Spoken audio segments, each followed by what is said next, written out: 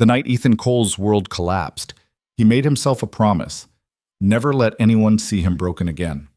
For 8 months, he kept it. Until the woman standing in that doorway, arms crossed, eyes cutting through every lie he'd perfected, asked him one question he couldn't answer.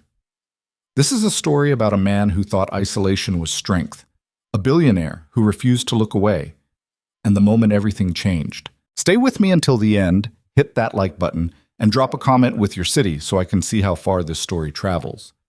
Now, let me take you back to where it all began. The check engine light had been on for 40 miles. Ethan Cole gripped the steering wheel tighter, watching it glow orange against the dashboard like a small, persistent accusation. He should have gotten it fixed weeks ago, should have done a lot of things weeks ago, months ago, really. But the gap between should and actually doing had become an ocean he didn't know how to cross anymore. 4 hours into the drive, somewhere between the third gas station coffee and the stretch of highway where cell service cut out completely, Ethan almost turned around. His phone sat in the cup holder, screen dark. 12 missed calls from Marcus over the past week. His best friend since college, Marcus Chen, the kind of guy who remembered your birthday, showed up when you moved apartments, and apparently didn't understand the concept of taking a hint when someone clearly wanted to be left alone. Annual family gathering, the text had said. You're coming, not a request. Ethan had typed and deleted 5 different excuses before finally responding with a thumbs up emoji at 2 in the morning, which was basically a legally binding contract in Marcus's mind. Now, watching the sun dip lower through the windshield, painting the October sky in shades of burnt orange and deepening purple, Ethan wondered what the hell he was doing. He hadn't seen most of these people in over a year. Hadn't wanted to. After everything fell apart, the business, the engagement, the carefully constructed life he'd spent his 20s building, the thought of facing anyone who knew the before version of him felt like volunteering for surgery without anesthesia. They'll ask questions, he thought, changing lanes to pass a semi. They'll want to know how you're doing, what you've been up to, if you're seeing anyone. His jaw clenched. The answers were terrible, surviving, and absolutely not. But he'd smile and say good, and keeping busy, and not really looking right now because that's what you did. You performed the socially acceptable version of yourself until people stopped asking, and you could go home and collapse in private. Ethan had become exceptional at collapsing in private. The GPS announced his exit in half a mile. His stomach twisted. Through the passenger window, the landscape had shifted from highway monotony to something almost aggressively picturesque. Rolling hills, actual farmland, the kind of trees that probably had names like sugar maple and white oak. Marcus's parents had retired out here 5 years ago, bought some renovated colonial on enough land that you couldn't see your neighbors.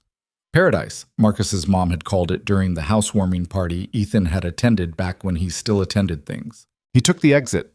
The roads narrowed, traded asphalt for gravel in places. His daughter Lily would have loved this drive, would have pointed out every horse, every red barn, asked 17 questions about why cows just stood there and whether they got bored. Ethan's chest tightened thinking about her. She was with her grandmother this weekend, which was good, better.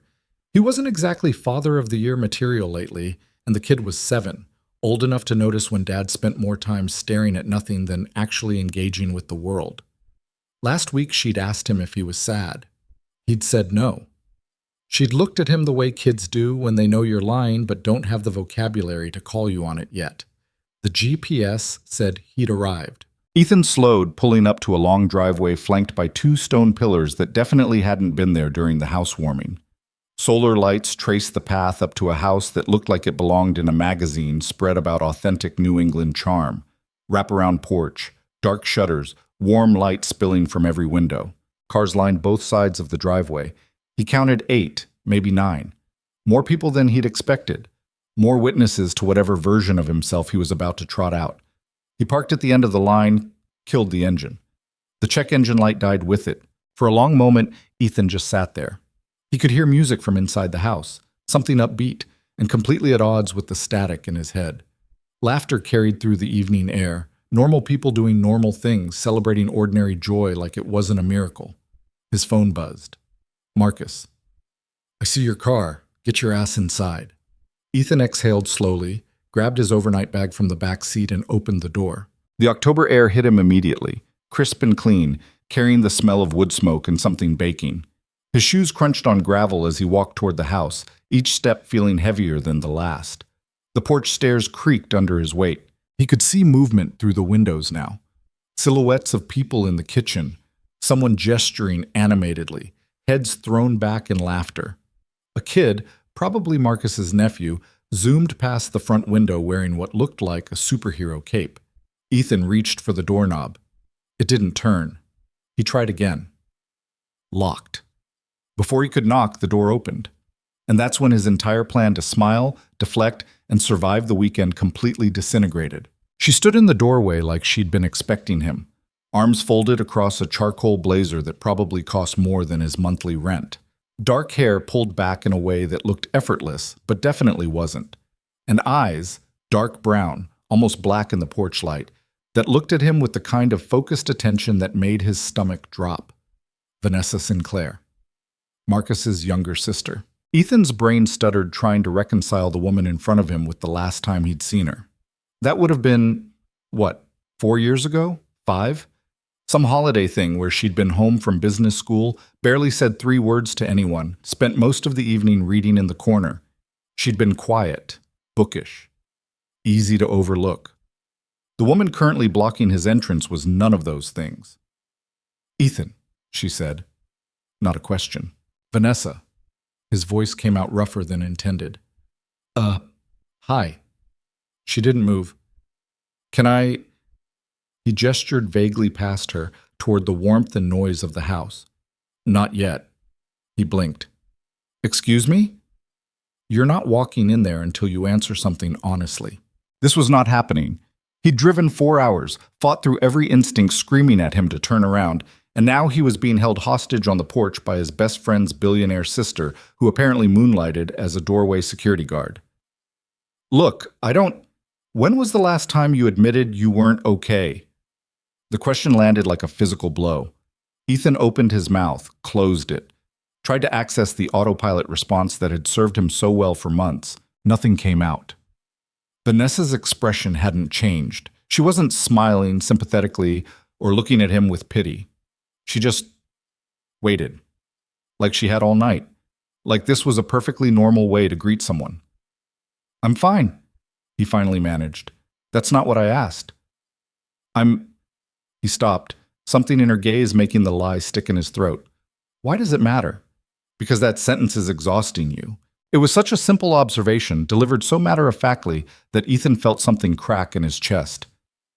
I didn't ask what you need." Vanessa shifted her weight slightly, and the movement made him realize she wasn't budging. "I asked when you last admitted you weren't okay, to anyone, including yourself." Ethan stared at her. Behind her, the house continued its cheerful existence. Someone called out, asking if anyone wanted more wine. A timer beeped. The world kept spinning while he stood frozen on a porch, unable to answer a question from a woman who supposedly knew him well enough to see straight through the performance he'd been giving for 8 months. "Why are you doing this?" he asked quietly. Vanessa's expression softened, but only slightly. "Because you're Marcus's best friend. Because I watched my father do exactly what you're doing after my mom died. And because right now you look like a man who's about to walk into a room full of people and pretend he's someone he's not, and I think we're all tired of pretending." The accuracy of it knocked the air from his lungs.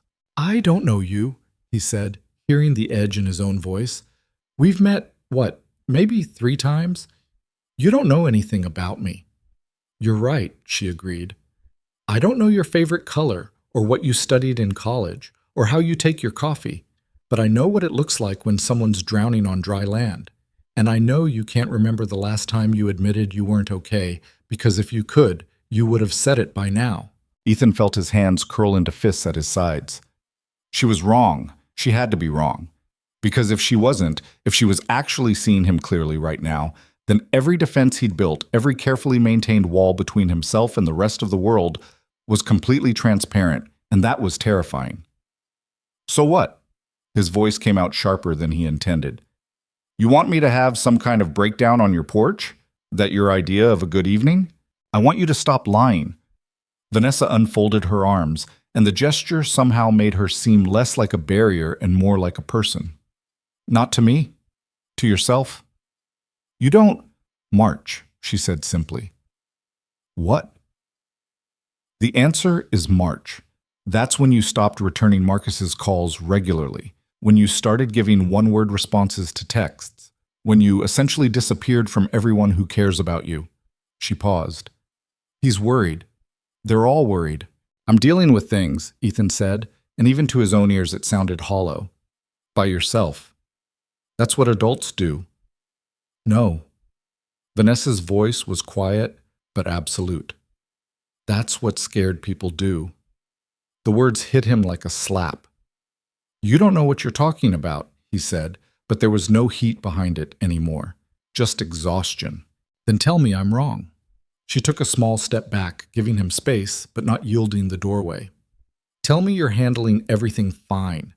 Tell me you sleep well and eat regularly and don't spend most of your day just trying to get through to the next one.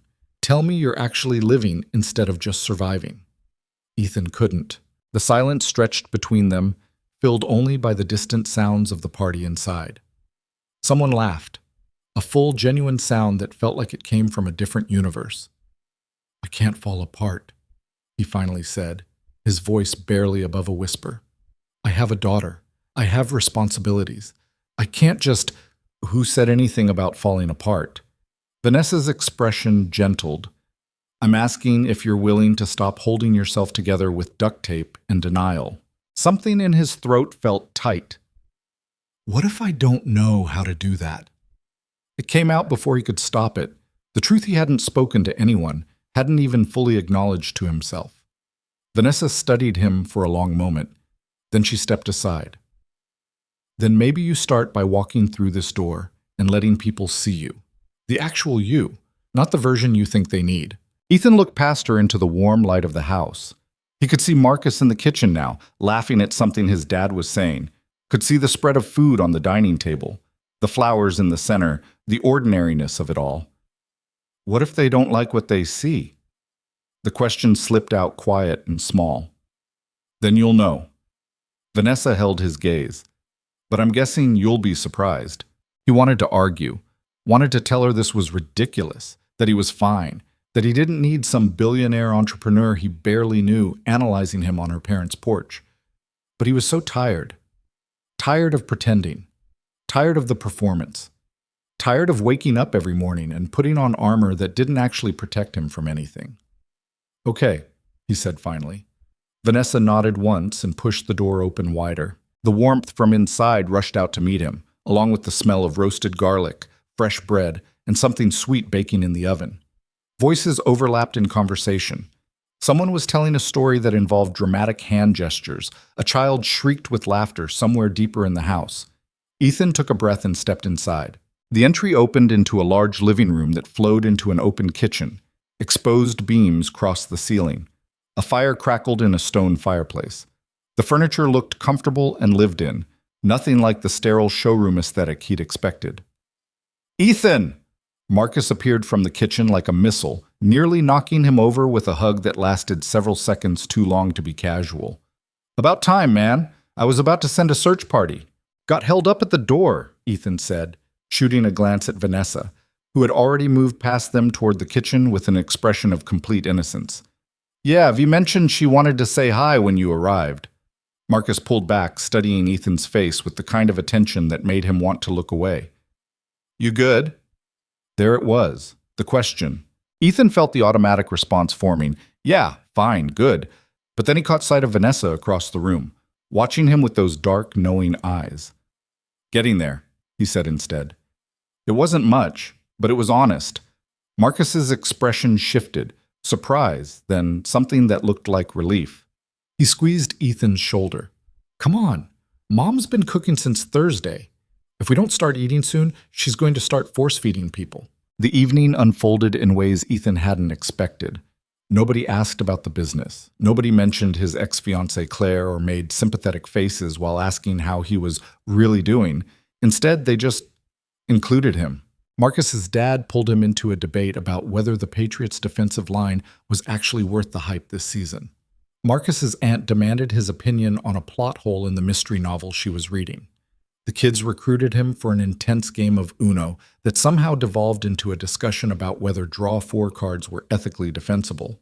It was so normal it hurt. Ethan kept waiting for the other shoe to drop, for someone to corner him with concerned questions or treat him like broken glass.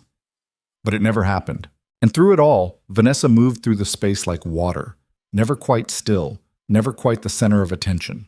She helped her mom carry dishes from the kitchen, refereed a dispute between two cousins about who got the last piece of garlic bread, sat on the floor with Marcus's 5-year-old niece, braiding the kid's hair, while explaining something about compound interest in terms simple enough that even Ethan found himself listening. She didn't seek him out, didn't hover.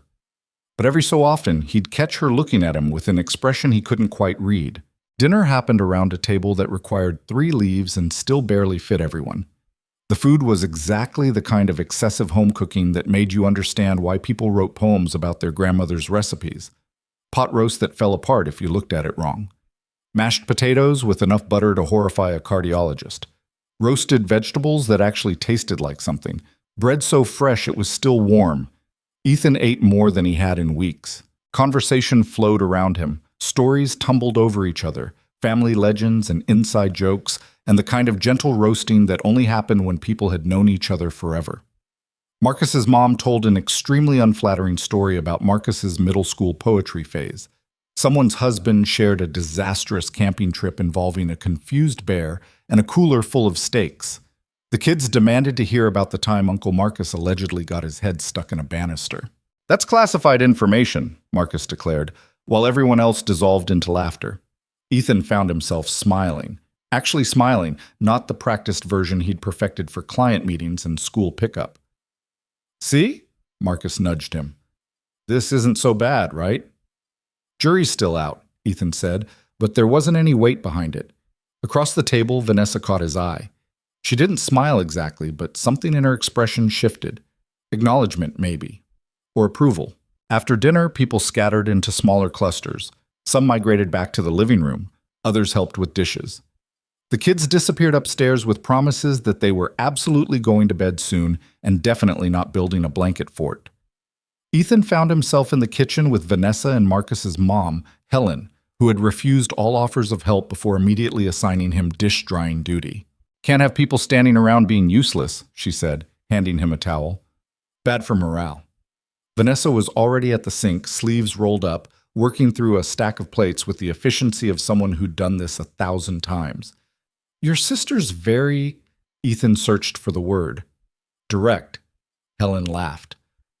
"That's one way to put it. Vanessa's never been one for small talk." "Mom," Vanessa said without looking up from the dishes. "What?" "It's true. Even when you were little, you'd just stare at people until they got uncomfortable and told you what was actually going on. That's called being observant. That's called being intimidating, sweetheart." Vanessa handed Ethan a wet plate. Their fingers brushed briefly, and he caught the faint scent of her perfume, something clean and expensive that probably had a French name. "I don't try to intimidate people," she said. "You don't have to try," Ethan muttered, drying the plate with more attention than it required. She shot him a look. "I'll take that as a compliment." "Wasn't meant as one." "I know." Helen glanced between them with barely concealed amusement. "I'll let you two handle this. I need to make sure those kids aren't actually building that fort." She disappeared, leaving Ethan alone with Vanessa in a kitchen that suddenly felt much smaller. They worked in silence for a while. Vanessa washed. Ethan dried. The rhythm of it was almost meditative, pass, dry, stack, simple and repetitive in a way that quieted some of the noise in his head. "Thank you," he said finally. "For what?" "Earlier, at the door." He set down a glass carefully.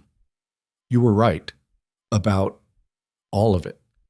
Vanessa's hands stilled in the soapy water. "I wasn't trying to ambush you." "I know. She paused, seeming to choose her words carefully. "My dad almost disappeared after my mom died. I watched him pull away from everything and everyone, and I was too young then to know how to reach him. But I'm not too young anymore." Ethan looked at her, really looked. Saw past the expensive clothes and the reputation and the way she carried herself like someone who'd never encountered a problem she couldn't solve. "How old were you?" he asked quietly. 12. She pulled the drain plug, let the water gurgle away. Cancer, fast. 3 months from diagnosis to funeral. I'm sorry. It was a long time ago. She dried her hands on a towel. But you don't forget what it looks like when someone decides to survive instead of live. And you don't forget how badly you wish someone had been able to pull them back. The kitchen felt very quiet. Did he? Ethan asked. Pull back, I mean. Eventually, my grandmother, his mother, basically staged an intervention.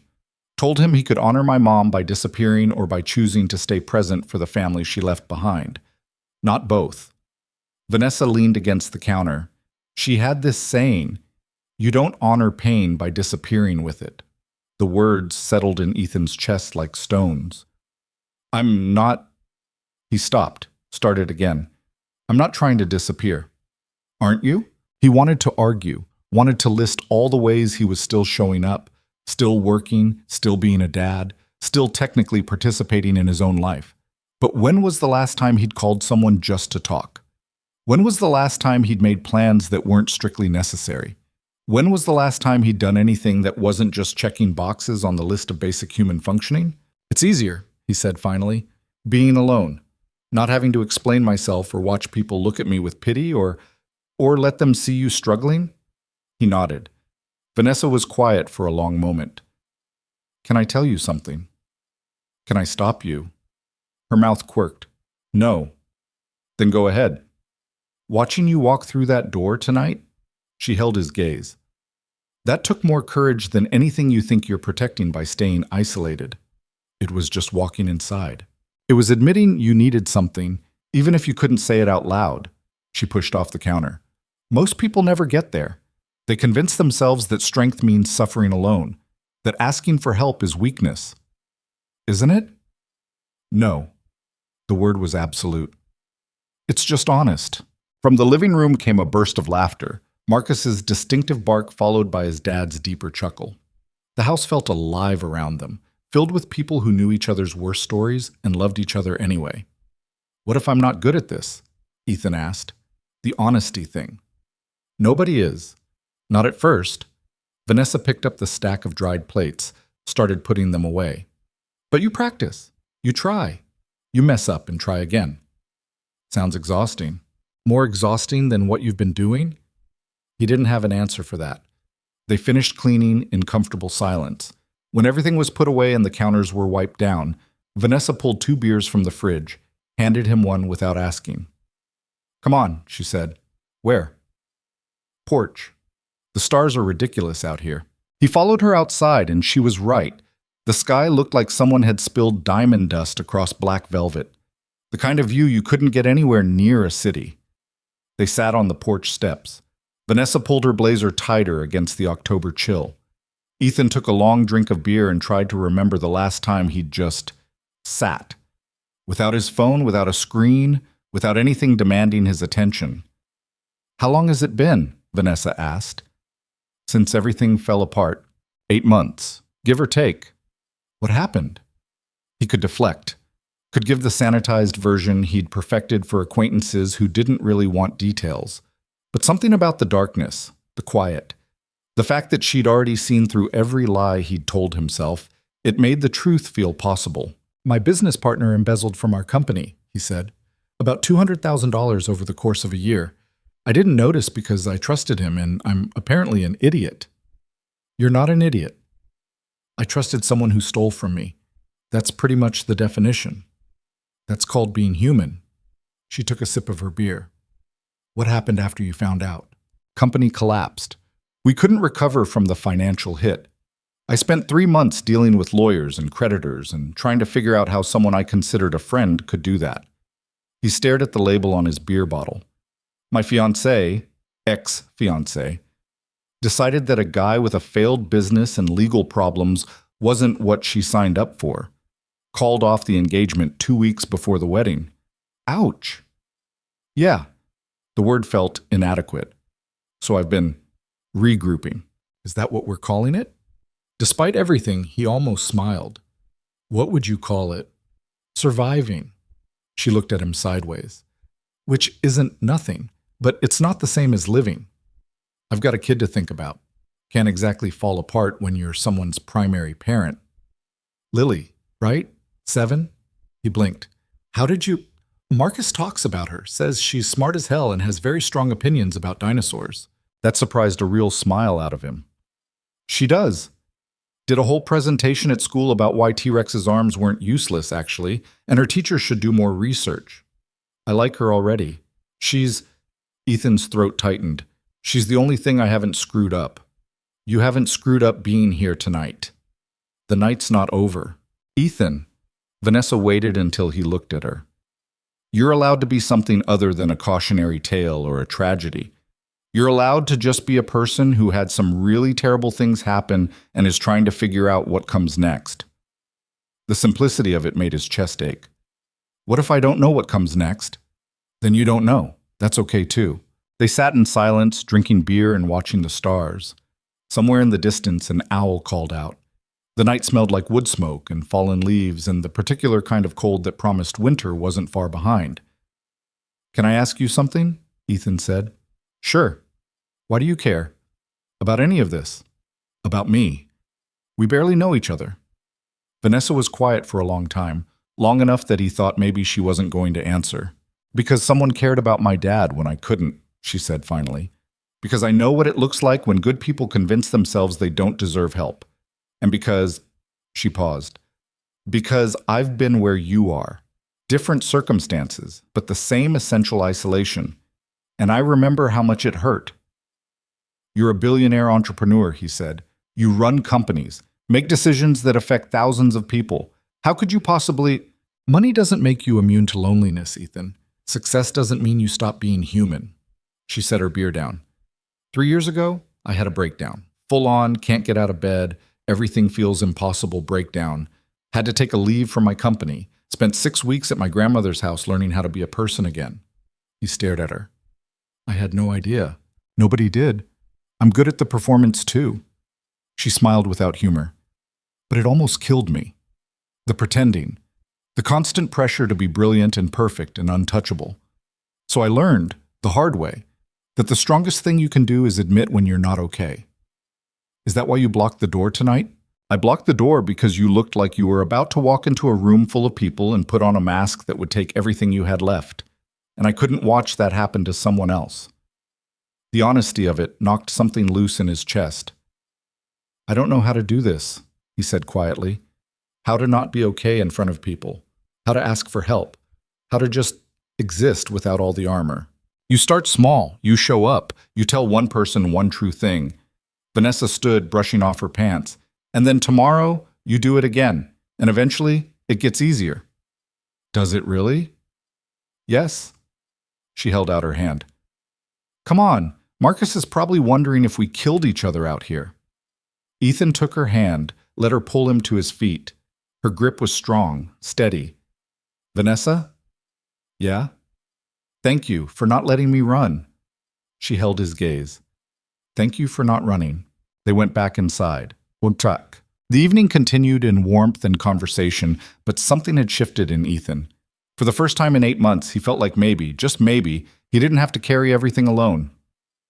The night wore on, filled with laughter and stories, and when he finally went to bed in the guest room, Ethan found himself thinking not about everything he'd lost, but about the unexpected kindness of a woman who'd refused to let him hide. The guest room smelled faintly of lavender and old wood. Ethan lay in the dark, staring at ceiling beams he couldn't actually see, listening to the house settle around him.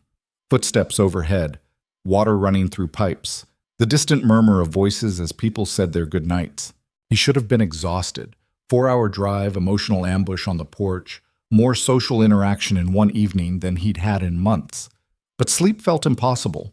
His mind spinning through the conversation with Vanessa like his brain was trying to solve an equation it didn't have all the variables for. You don't honor pain by disappearing with it. His phone glowed on the nightstand. 11:47 p.m. He picked it up, scrolled through messages he'd ignored all week. A client asking about timeline updates, his sister checking if he was still alive, 3 texts from Lily's school about upcoming parent-teacher conferences, and one from Lily herself sent at 8:30, Grandma says hi. She made the cookies with too much sugar again.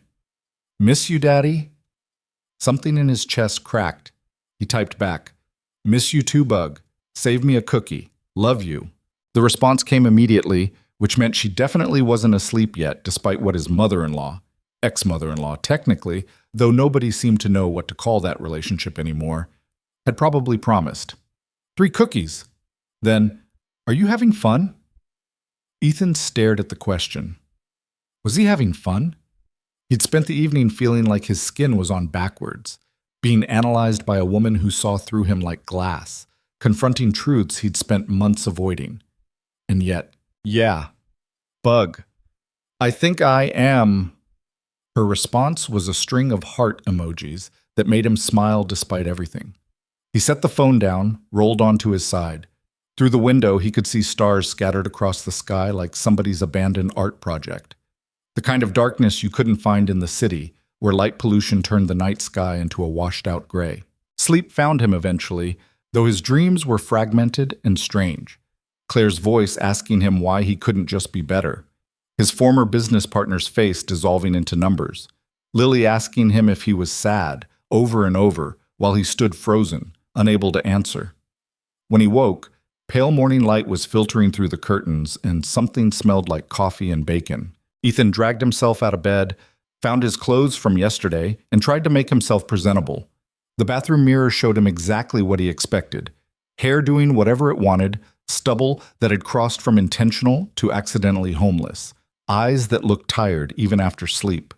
He splashed water on his face, ran wet hands through his hair, and gave up on looking like someone who had his life together. Downstairs, the kitchen was already chaos. Helen stood at the stove, managing what looked like 3 different pans simultaneously while carrying on a conversation with Marcus's dad about whether the forecast was actually reliable. Marcus slouched at the kitchen island, scrolling through his phone with the glazed expression of someone who hadn't had enough coffee yet. 2 kids, the superhero cape kid from last night and a slightly older girl, were engaged in what appeared to be a very serious negotiation about waffle toppings. And Vanessa sat at the far end of the island, wearing jeans and an oversized sweater, reading something on her tablet while nursing a cup of coffee that probably cost more than most people's car payments. She looked up when he entered, and something in her expression shifted. Not quite a smile, but an acknowledgement. "Morning," she said. "Morning." His voice came out rough. "Coffee?" "Cabinet above the pot. Mugs are a disaster in there. Fair warning." He found the mugs. She wasn't kidding. They were stacked with the structural integrity of a drunk Jenga game, and poured himself something that looked strong enough to strip paint. "Sleep okay?" Helen asked, flipping what looked like a pancake the size of a dinner plate. "Yeah, thanks for letting me crash." "Oh, honey, you're always welcome. Marcus talks about you all the time." She shot her son a look. When he's not being mysterious about why his best friend disappeared for half a year. "Mom," Marcus muttered into his coffee. "What?" "I'm just saying, people notice things."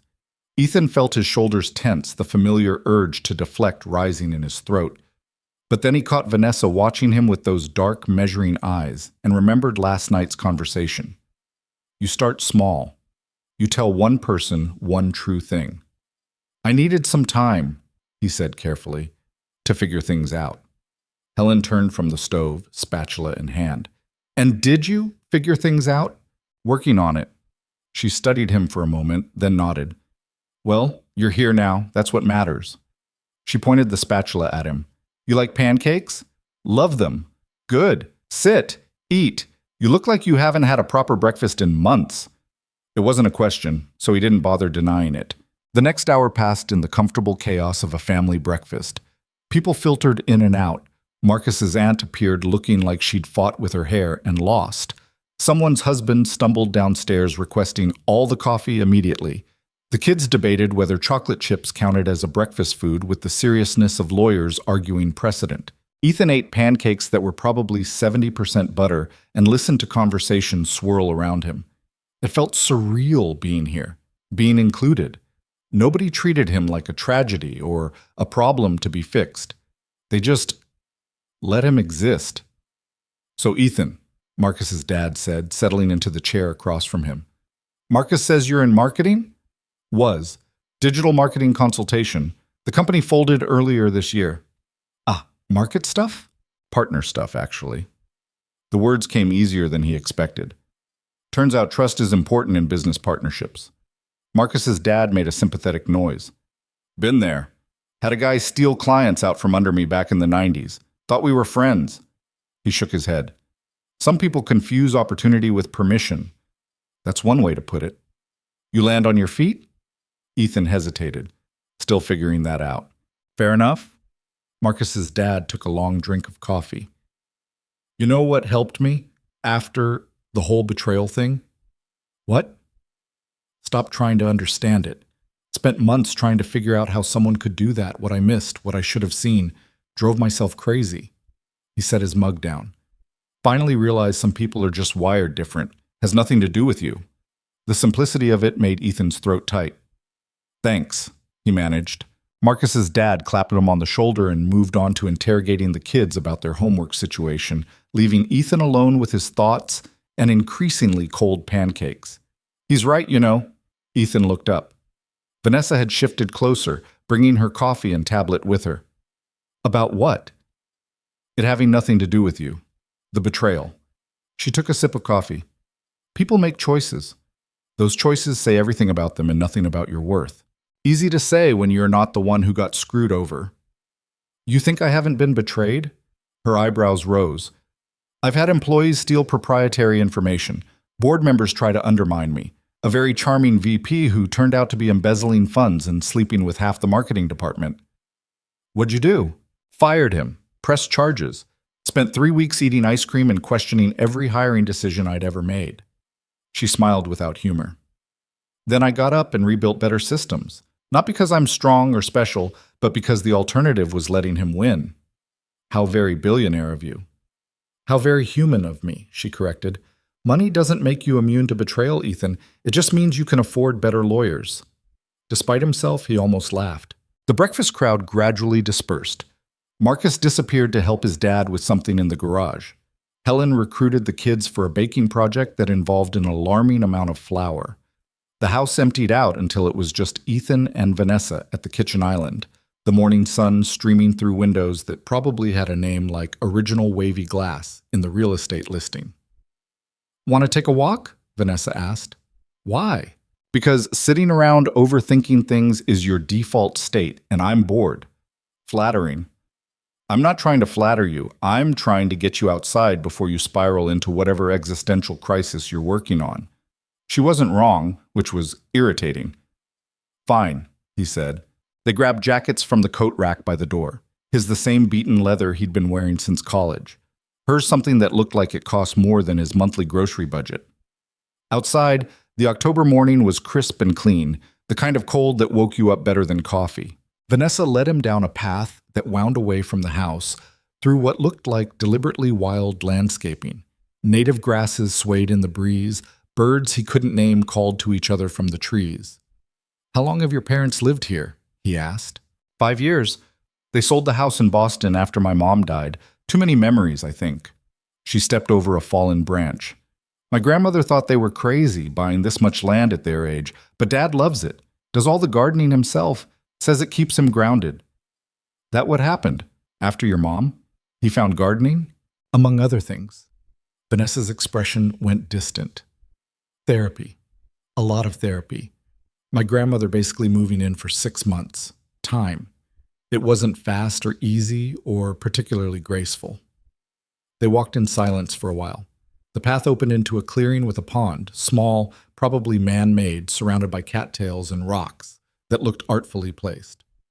This is nice, Ethan said. Dad's project last spring wanted somewhere quiet to think. She sat on one of the rocks, patted the space beside her. Come on, you're making me nervous hovering. He sat. The pond reflected the sky in ripples of blue and white. A dragonfly skimmed the surface, its wings catching the light. Can I ask you something? Vanessa said. You're going to anyway. True. She pulled her knees up, wrapped her arms around them. What scared you most? When everything fell apart? The question was so direct it made him flinch. I don't know what you... Ethan. She looked at him. We're past the deflection stage. What scared you most? He stared at the water, watching the dragonfly circle back. That I'd disappoint Lily, he said finally. That she'd grow up and realize her dad was just some guy who couldn't keep his life together. who trusted the wrong people and lost everything and couldn't provide the stability she deserved. You think she cares about stability? She's 7. She doesn't know what she cares about yet. She's 7, which means she cares about whether her dad shows up, whether he's present, whether he sees her. Vanessa's voice was gentle. Kids don't need perfect parents, Ethan. They need real ones. What if real isn't good enough? Then you're setting an impossible standard. She shifted to face him more directly.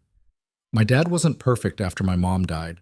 He was a mess, forgot to pick me up from school twice, burned dinner so often we basically lived on takeout, cried during random TV commercials. Sounds rough. It was. But you know what I remember most? She paused. That he kept trying. That he showed up even when it was hard. That he let me see him struggle and then watched him figure it out. Her expression softened. That's what taught me resilience, not perfection, persistence. Ethan felt something loosen in his chest. I'm so tired, he said quietly, of pretending I have everything under control, of being the version of myself that I think people need. Then stop. It's not that simple. It is exactly that simple. It's just not easy. Vanessa pulled a piece of grass from beside the rock, twisted it between her fingers. You think people can't handle seeing you struggle? Or you think you can't handle them seeing it? The question landed like a punch. Both, he admitted. Okay, so let's test that theory. She stood, brushed off her jeans. Come on. Where are we going? Back to the house. You're going to tell Marcus the truth about how you're actually doing, not the filtered version, the real one. Vanessa. And I'm going to be there, and you're going to see that the world doesn't end when you're honest. This is insane. This is exposure therapy. She held out her hand. Trust me. I barely know you. You trusted someone you knew very well, and that didn't work out so great. Her hand stayed extended. Try trusting someone new. It was possibly the worst logic he'd ever heard. He took her hand anyway. Back at the house, they found Marcus in the living room, apparently in a heated debate with his dad about the correct way to organize a garage. The argument seemed to involve elaborate hand gestures and conflicting philosophies about pegboard placement. Marcus, Vanessa said, can we borrow you? If you're taking his side about the power tools, not about the garage. She looked at Ethan. Go ahead. Marcus's expression shifted, humor draining away as he registered something in Ethan's face. What's going on? Ethan felt his throat close up. Every instinct screamed at him to laugh it off, make a joke, deflect. Vanessa's hand touched his elbow, barely there, but enough. I'm not doing great, he said, and his voice came out rough. Haven't been. For a while. Marcus went very still. The business thing, Ethan continued, and Claire leaving, and just everything. I've been telling people I'm fine because it's easier than explaining that I'm basically just getting through each day, that I feel like I'm failing at everything that matters, that I'm terrified I'm screwing up Lily by being this, he gestured vaguely at himself, mess of a human. The silence that followed felt enormous. Then Marcus crossed the room and pulled him into a hug that knocked the air from his lungs. You absolute idiot, Marcus said, his voice thick. Why didn't you tell me? I don't know. Pride? Shame? Pick your dysfunction. Marcus pulled back, gripping Ethan's shoulders. I've been going crazy trying to figure out if you were mad at me or just busy or not mad. Never mad. Then what? Lost, Ethan said simply. I've been lost, and I didn't know how to ask for directions. Marcus's eyes were suspiciously bright. Okay, well, you're telling me now, so that's something. He looked at Vanessa. Did you? I just asked questions, she said. He did the hard part.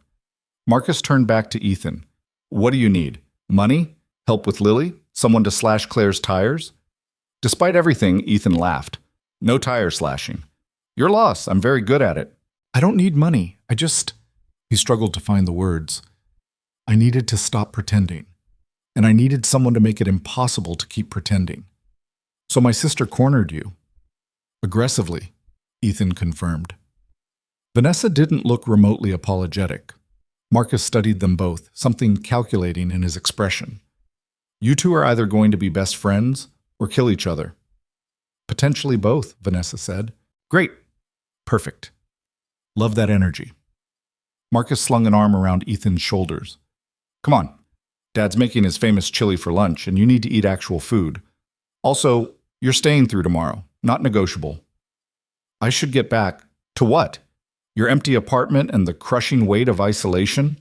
Marcus steered him toward the kitchen. Stay. Let us feed you. Let us be annoying and ask questions and remind you that people give a damn. Ethan looked at Vanessa, who shrugged. He's not wrong, she said. Plus, the chili really is exceptional. So he stayed. The rest of the day unfolded in a rhythm he'd almost forgotten existed. Lunch that turned into a 3-hour affair because people kept remembering stories. An impromptu game of touch football in the yard that resulted in Marcus's nephew scoring a touchdown and declaring himself better than the Patriots. More coffee, more conversation, more of the easy inclusion that made Ethan realize how much he'd been starving himself. At some point, he found himself alone with Helen in the kitchen again, supposedly helping prep vegetables for dinner, but mostly just watching her work with the efficiency of someone who'd been feeding people for decades. Vanessa likes you, Helen said casually, decimating a bell pepper with surgical precision. Ethan nearly dropped the tomato he was holding. What? My daughter, she likes you. Helen didn't look up from her cutting board. I can tell. We barely know each other. That's why she spent all morning making sure you were okay. She's just... He struggled for words. She's being kind. Vanessa is many things. Kind, occasionally. But she doesn't invest energy in people unless they interest her. Helen pointed the knife at him. Not threateningly, just matter-of-factly. You interest her. I think you're misreading the situation. I've known that girl for 30 years. I'm not misreading anything. She resumed cutting. Just thought you should know. Ethan had no idea what to do with that information, so he focused very intently on tomatoes. Dinner was the same warm chaos as breakfast, except with more people and better wine. Someone's cousin had arrived with her family. Marcus's aunt's husband brought out a guitar, which led to an impromptu concert that ranged from surprisingly good to actively painful. Through it all, Ethan kept catching himself relaxing, actually laughing, participating in conversations without calculating his responses first. Vanessa sat across from him during dinner, mostly quiet but throwing in occasional comments that derailed entire conversations. At one point, she caught him looking and raised an eyebrow in question. He shook his head slightly. Nothing. Her expression said she didn't believe him, but she let it go. After dinner, people scattered again. Some to the living room for a movie, others to the porch for more wine and conversation. The kids launched into what sounded like a very competitive game of hide-and-seek that involved shrieking and furniture being moved. Ethan ended up back on the porch, this time with a sweater that Helen had insisted he borrow because you'll freeze to death in that jacket. The night was colder than yesterday, the stars even brighter. He wasn't alone long. Vanessa emerged from the house carrying 2 mugs of something that smelled like cider and spices. She handed him one without comment, then settled into the chair beside him. You survived day 1, she said. Barely. But you did. He took a sip of the cider. It was perfect, warm and sweet with a bite of cinnamon. Can I ask you something? You keep asking if you can ask things. Just ask. Why are you helping me? Vanessa was quiet for a moment, staring out at the darkness beyond the porch. I told you last night because I've been where you are. Yeah, but... He struggled to articulate it. You run a billion-dollar company. You have your life together. What do you get out of this? Who says I have my life together? You seem pretty put together to me. She laughed, and it sounded genuinely amused. Ethan, I spent last Tuesday crying in my office bathroom because a board meeting went badly. I haven't had a real relationship in 3 years because I apparently intimidate people. I sometimes eat cereal for dinner 3 nights in a row because I'm too tired to cook. She looked at him. Put together as a performance. Same as yours, just better funded. That's hard to imagine. Because you're looking at the surface. Everyone does. She pulled her knees up to her chest, wrapping her arms around them. You want to know what I get out of helping you? Perspective.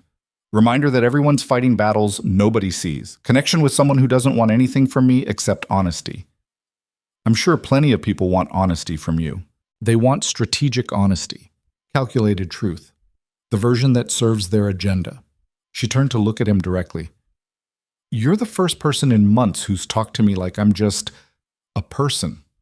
Not Vanessa Sinclair, CEO, not the billionaire, just Vanessa. He hadn't thought about it that way. Plus, she added, you're interesting when you're not trying to hide. Interesting good or interesting like a car crash? Bit of both.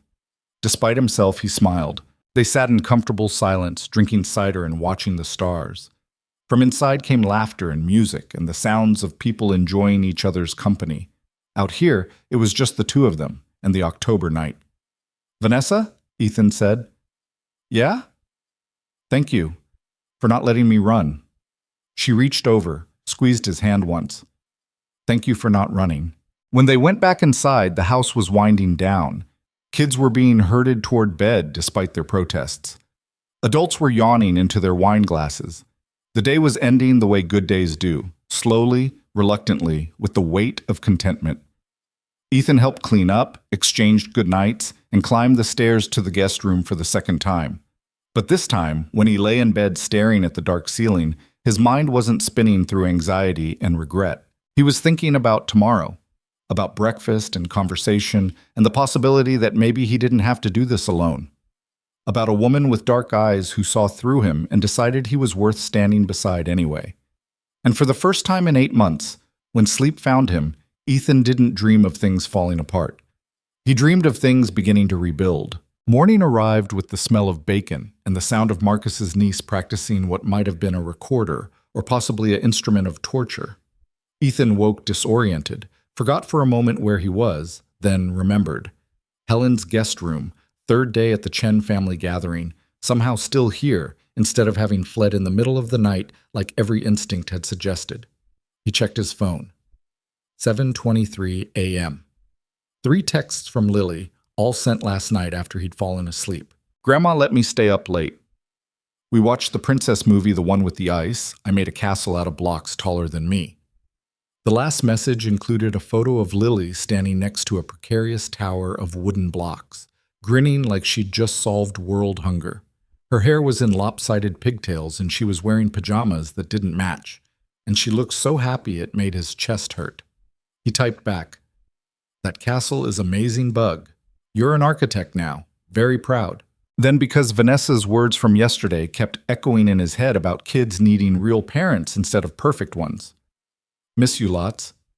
Having a good time with Marcus's family, but wish you were here." The honesty felt strange. Usually he kept things light with Lily, didn't want to burden her with adult emotions. But maybe that was another performance he didn't need to maintain. Her response came through before he'd even set the phone down. "Miss you too, bring me a present?" He smiled. "What kind of present?"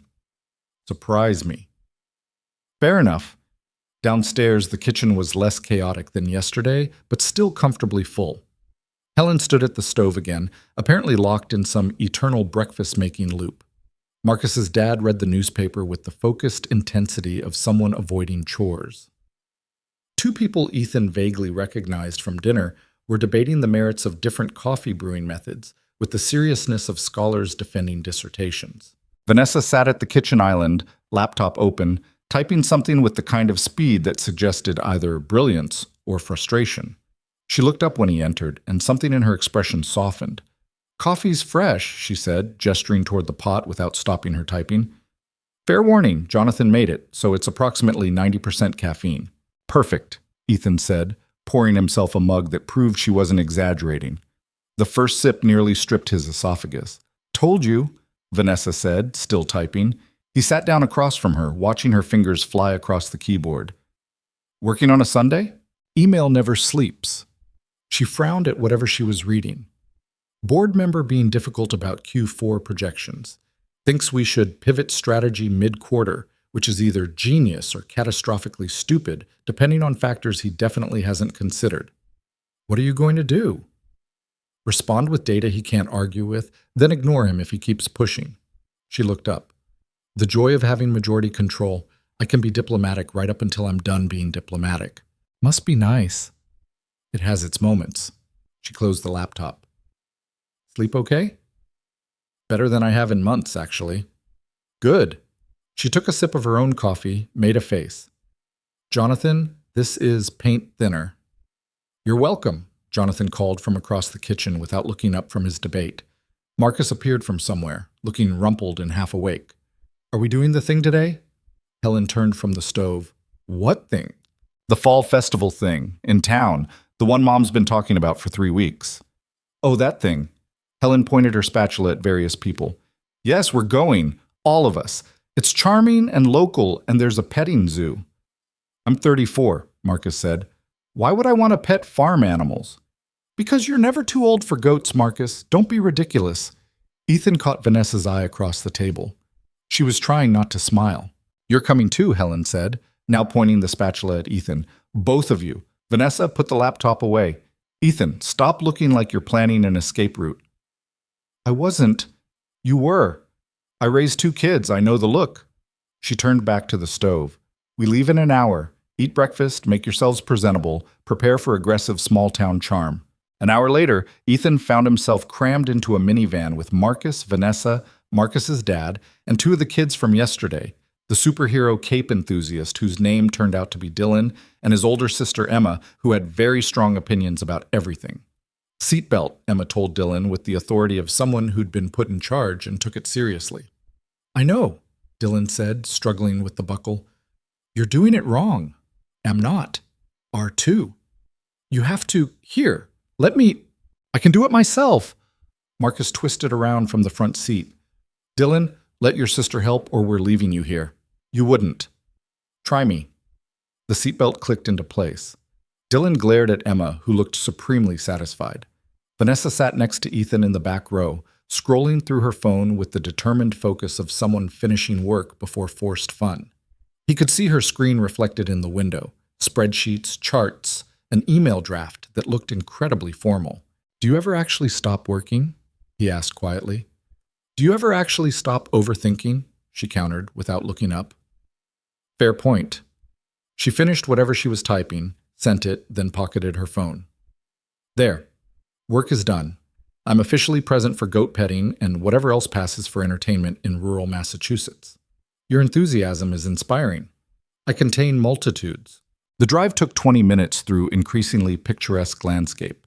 They passed actual farms with actual cows, a white steepled church that looked like it belonged on a postcard, and approximately 7,000 trees showing off their fall colors like they were auditioning for something. The festival was set up in what looked like the town common, a large open space surrounded by colonial-era buildings that probably had plaques explaining their historical significance. Booths lined the perimeter selling everything from hand-knitted scarves to apple cider to artisanal cheese that cost more per pound than Ethan made in a day. People milled everywhere. Families with strollers, teenagers in clusters pretending not to care, older couples walking slowly, hand in hand. A bluegrass band played on a small stage, the music drifting across the common and mixing with laughter and conversation. Okay, Marcus said as they piled out of the van. Game plan. Kids want the petting zoo. Dad wants to look at antique tools or whatever. Mom's meeting her book club at the craft tent. Everyone else, I'm getting cider and a funnel cake, Vanessa said. Then I'm finding somewhere to sit and people watch. That's the saddest festival plan I've ever heard. I'm grieving my Sunday morning. Marcus looked at Ethan. You're with me. We're getting those apple cider donuts Mom won't stop talking about, then checking out the... Actually, Vanessa interrupted, I'm stealing Ethan. You can get donuts by yourself. Excuse me? You heard me. Go bond with Dad over antique tools. Ethan and I are going to... She paused. Do other things. Marcus looked between them suspiciously. Other things. Legal things, probably. Vanessa, Marcus, I love you, but sometimes you're exhausting. She grabbed Ethan's arm. Come on, before he assigns us a buddy system. She pulled him away before Marcus could protest further, navigating through the crowd with the confidence of someone used to getting where she wanted to go. Did you just kidnap me? Ethan asked. Rescued. I rescued you from Marcus's aggressive friendship. She didn't let go of his arm. He means well, but he hovers. And you looked like you needed an exit. I was fine. You were calculating how long you had to stay before leaving would be rude. She wasn't wrong, which was getting irritating. They wove through the festival, past booths selling hand-carved wooden bowls and organic honey and pottery, that looked deliberately imperfect. The smell of kettle corn and grilled sausages and wood smoke hung in the air. Somewhere a child was crying about a lost balloon. The bluegrass band transitioned into something upbeat and vaguely familiar. Vanessa stopped at a cider booth, ordered 2 cups without asking what Ethan wanted, and handed him one. "To surviving family gatherings," she said, raising her cup. "That's dark. That's realistic." She took a long drink. "God, that's good. Why does cider taste better at festivals?" Probably the atmosphere of forced cheerfulness. Cynic. Realist. They found a bench near the edge of the common, far enough from the main crowd to hear themselves think. Vanessa stretched out her legs, crossing them at the ankle, and watched people pass with the focused attention of someone studying a painting. "You do this a lot?" Ethan asked. "What?" "People watch." "All the time. You learn things." She pointed with her cup toward a couple arguing quietly near the craft tent. "See them? Together at least 5 years, probably married, having the same fight they've had 100 times about how much money she spends versus how much he criticizes her spending." "You can tell all that from 20 feet away?" "Body language. She's got shopping bags and defensive posture. He keeps looking at his watch, classic pattern." She shifted her focus. "Over there, young dad with the toddler? First kid, completely terrified he's doing everything wrong." Ethan followed her gaze to a man in his late 20s hovering anxiously over a small girl inspecting pumpkins. "How do you know?" "Because he's watching her like she's made of glass and checking his phone every 30 seconds, probably looking up whether toddlers can eat pumpkin seeds or something equally paranoid." Vanessa smiled. "I remember when Marcus was like that with his nephew. Wouldn't let the kid touch anything without sanitizing it first." "What about me?" Ethan asked. "What do you see?" She turned to look at him, really look, with that same unsettling directness from the porch 2 nights ago. "You want the truth? Would you give me anything else?" "Fair point." She took another sip of cider. "I see someone who's exhausted from holding everything together, who came here expecting judgment and found acceptance instead, and now doesn't know what to do with it. Someone who's starting to realize that maybe isolation wasn't protection, it was just—" She paused, choosing words carefully. "A slower way to disappear." The accuracy of it made his stomach clench. "You're good at this," he said quietly. "Practice. Lots of practice reading people who want things from me." She shifted to face him more fully. "But with you, it's different." "How?" "Because you don't want anything. You're just—" She gestured vaguely. "Here. Honest. Or trying to be, anyway." They sat in silence for a moment, watching the festival continue around them. A kid ran past, chasing a dog. The bluegrass band launched into something that sounded vaguely like a murder ballad.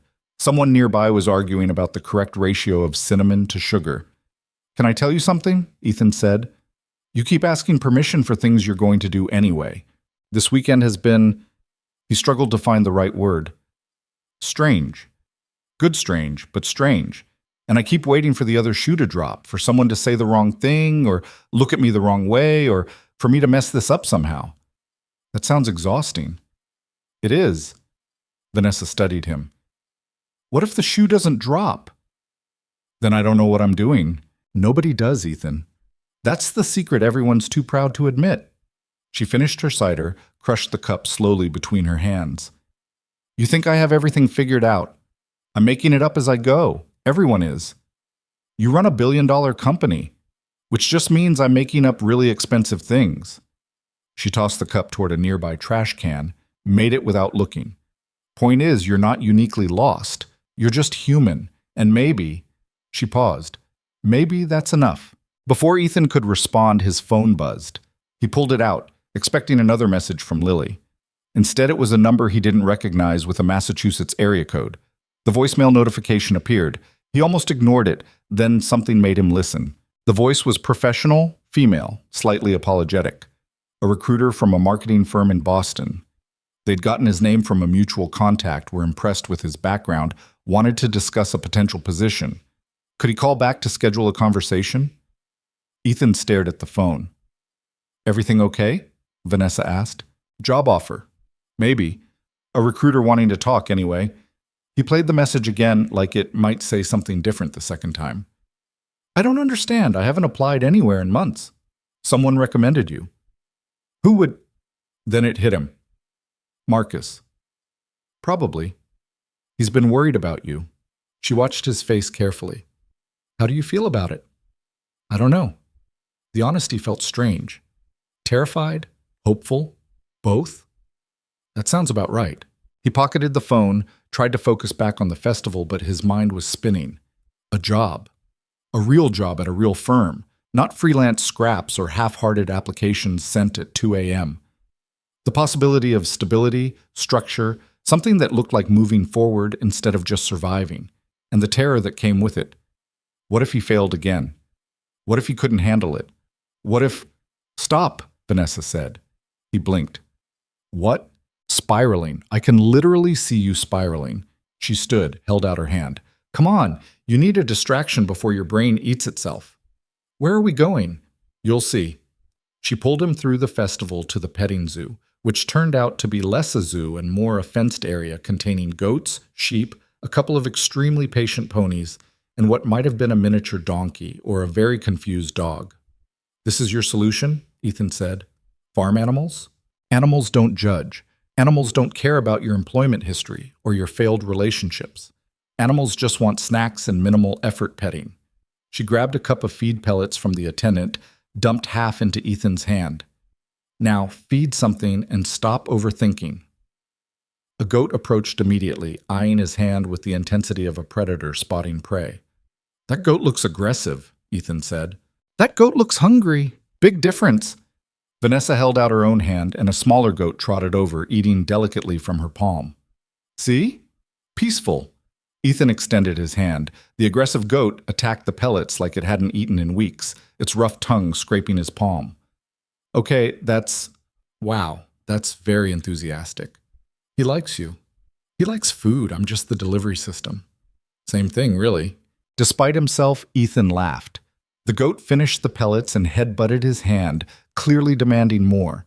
He grabbed another handful from Vanessa's cup, and the goat's tail wagged with what looked like genuine joy. See? Vanessa said. Wasn't that better than panicking about a job offer? Marginally.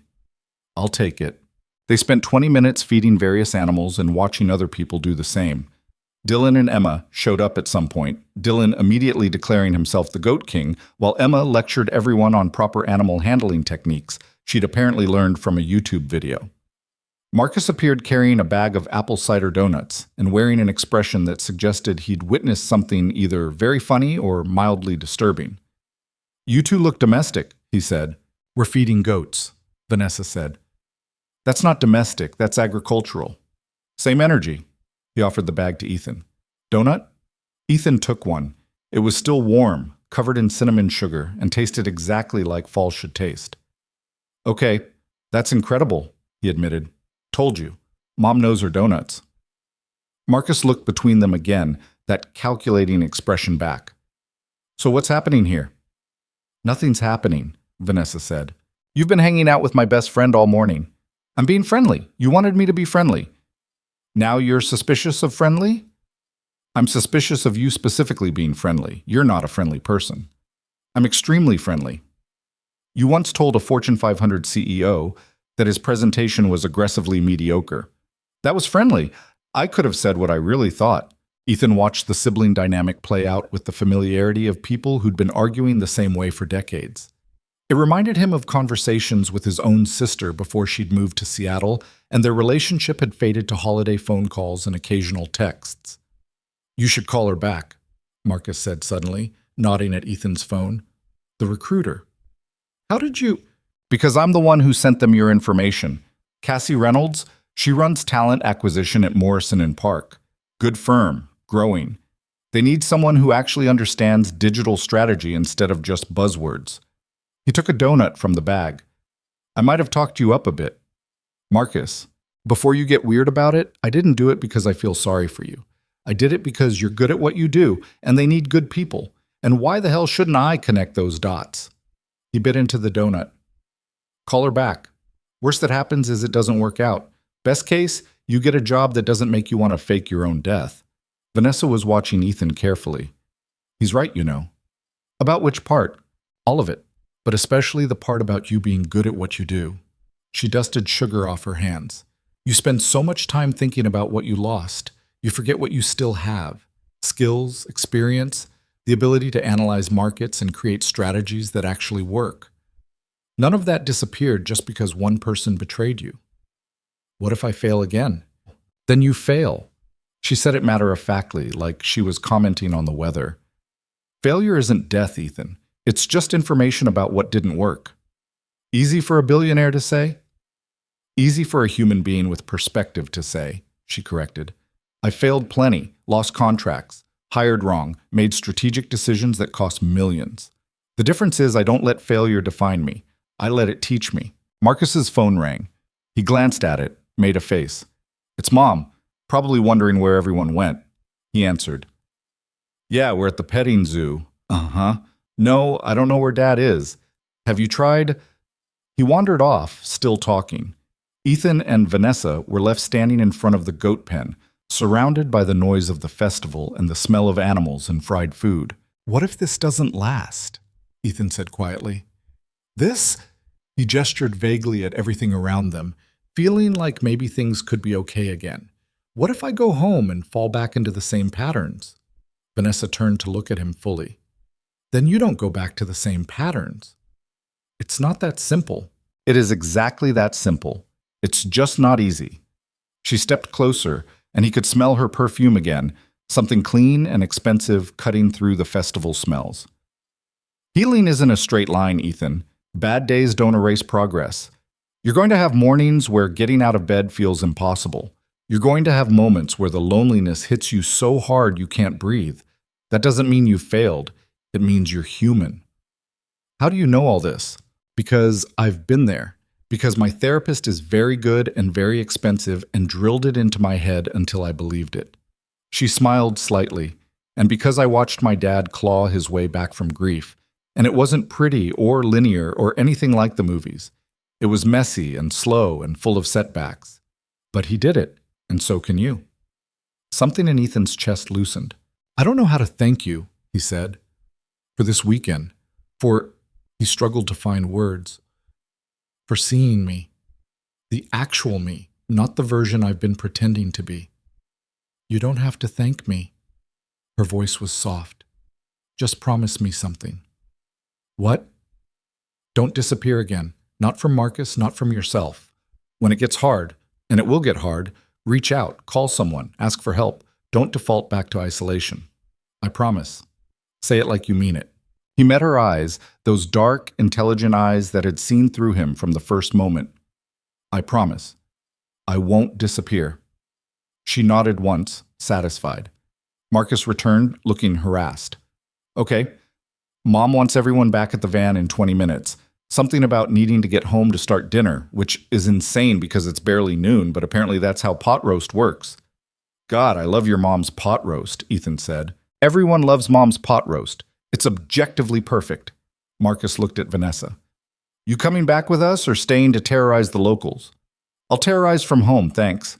They collected Dylan and Emma from the goat pen, Dylan protesting loudly that he wasn't done being Goat King, and made their way back through the festival. The band was playing something slower now, something that sounded like longing set to banjos. The crowd had thickened, people carrying bags of purchases and children sticky with cotton candy. Ethan found himself walking beside Vanessa, their shoulders occasionally brushing in the press of people. She didn't move away. Neither did he. Back at the house, the afternoon unfolded in comfortable chaos. Pot roast preparations that involved Helen organizing people like a general commanding troops. Dylan and Emma's parents arriving and triggering a whole new round of introductions and catching up. Someone producing a deck of cards and starting a vicious game of hearts that involved accusations of cheating and strategic alliances. Ethan played a few hands, lost spectacularly, then excused himself to the porch with his phone and the recruiter's number. He stared at it for a long moment. Then, before he could overthink it, he called. Cassie Reynolds answered on the second ring, sounding professional and friendly in the way recruiters were trained to sound. She knew Marcus, had heard great things about Ethan's work, wanted to set up a meeting to discuss a position that might be a good fit. I have to be honest, Ethan said, gripping the phone tighter. I haven't worked full-time in 8 months. My last company collapsed after my partner embezzled funds. My resume probably looks like a disaster. There was a pause.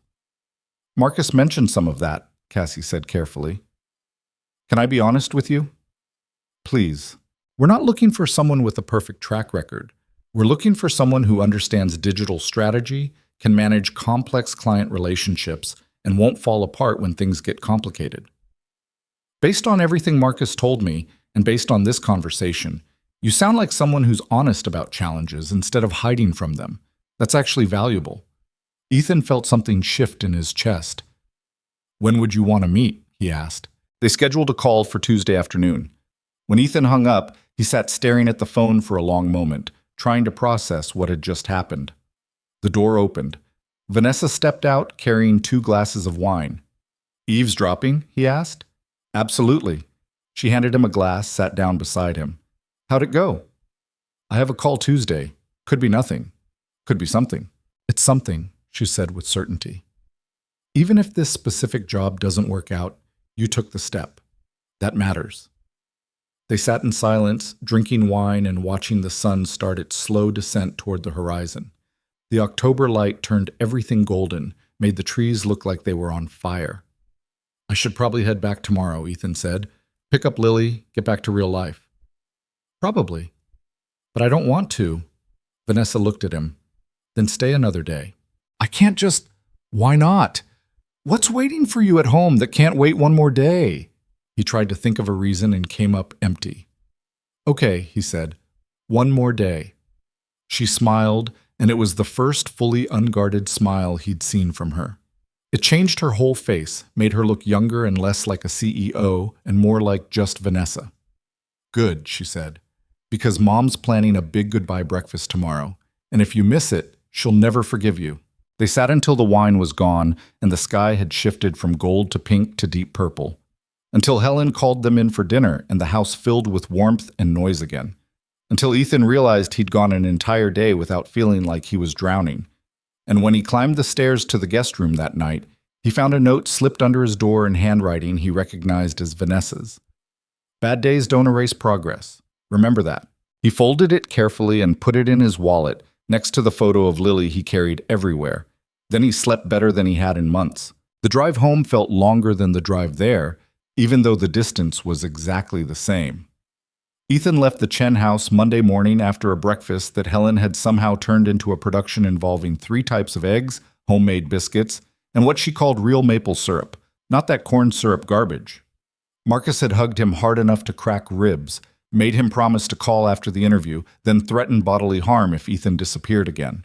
Helen had packed him enough leftover food to survive a nuclear winter. Marcus's dad had shaken his hand and said simply, "Good to see you smiling again, son." And Vanessa had walked him to his car, hands in her pockets, looking like she wanted to say something but wasn't sure how. "Thank you," Ethan had said, because it needed to be said again. "For everything. For not letting me hide." "You're welcome." She'd pulled something from her pocket, a business card, plain white with just her name and a phone number. "That's my direct line. Not the assistant, not the office. Me. Use it if you need to." "Vanessa, I can't just..." "Yes, you can. That's the point." She'd pressed the card into his hand. "Bad days are going to happen, Ethan. When they do, don't go silent. Call Marcus, call me, call someone. Just don't disappear." He'd pocketed the card, feeling the weight of what she was offering. "I won't." "Promise?" "Promise." She'd smiled then, that same unguarded smile from the porch. "Good. Now get out of here before Mom tries to pack more food into your car." Now, 3 hours into the drive, Ethan kept glancing at his phone sitting in the cup holder.